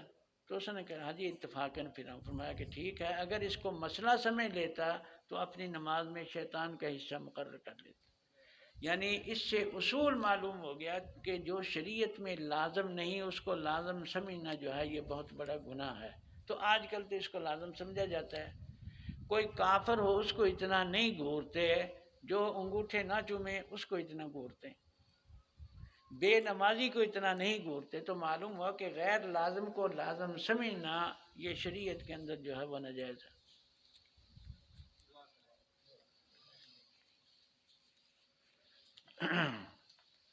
الحمدللہ رب العالمین الرحمن الرحیم مالک یوم الدین، اللہم صلی علی سیدنا مولانا محمد وعلی آل سیدنا مولانا محمد مبارک وسلم۔ ربنا آتنا فی الدنیا حسنۃ وفی الآخرۃ حسنۃ وقنا عذاب النار۔ اللہم مغفرتک اوسع من ذنوبنا ورحمتک ارجع من اعمالنا۔ اللہم وفقنا لما تحب وترضى من القول والفعل والعمل والنیۃ والہدى انک علی کل شیء قدیر۔ یا ارحم الراحمین، جو کہاں سنا ہے اس کو شرف قبولیت عطا فرما۔ یا اللہ جو کہنے کے اندر یا سننے کے اندر کمی کوتاہی ہو گئی ہے یا اللہ اس کو معاف فرما۔ یا اللہ دین کی اشاعت کو عام کرنے کی توفیق عطا فرما۔ یا اللہ جتنے اہل حق ہیں ان کو امر بالمعروف نہی المنکر کا صحیح حق ادا کرنے کی توفیق عطا فرما۔ یا ارحم الراحمین، جو ہمارے بھائی جو ہیں راہ راست سے بھٹک چکے ہیں یا اللہ ان کو واپس آنے کی توفیق عطا فرما۔ یا ارحم الراحمین، حضور صلی اللہ علیہ وسلم، صحابہ کرام، اولیاء اللہ کی سچی محبت اور اطاعت کرنے کی توفیق عطا فرما۔ یا ارحم الراحمین، حضور صلی اللہ علیہ وسلم نے امت کے حق میں جو دعائیں کی ہیں یا اللہ ہمارے حق کے اندر ان کو قبول فرما۔ یا اللہ جن چیزوں سے حضور نے پناہ مانگی ہے یا اللہ ہمیں ان سے پناہ عطا فرما۔ یا اللہ اہل سنت والجماعت کے ساتھ وابستہ رہنے کی توفیق عطا فرما۔ یا اللہ جو دین کے اندر وسوسے ڈالتے ہیں ان سے خود بھی بچنے کی، دوسروں کو بھی بچانے کی توفیق عطا فرما۔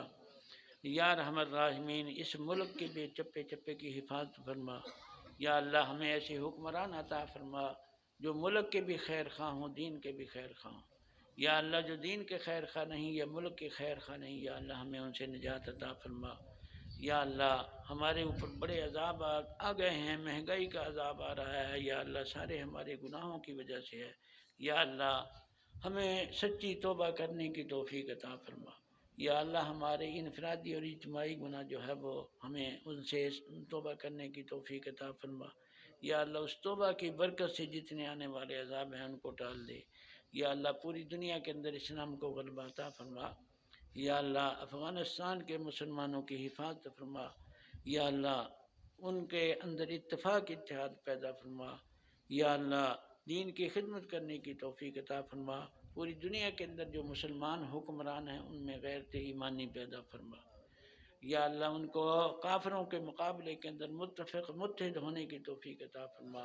یا اللہ یہ مساجد مدارس ہیں ان کی حفاظت فرما۔ یا اللہ علماء حق کی حفاظت فرما۔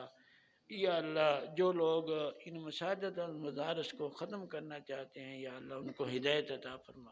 یا اللہ ہدایت کے قابل نہیں ہے تو ان کو تباہ و برباد فرما۔ یا اللہ جو مانگا ہے وہ بھی عطا فرما، جو نہیں مانگا وہ بھی عطا فرما۔ ربنا تقبل منا انک انت السمیع العلیم وتب علینا انک انت التواب الرحیم۔ صلی اللہ تعالی علی خیر خلقہ محمد وآلہ وصحبہ اجمعین برحمتک۔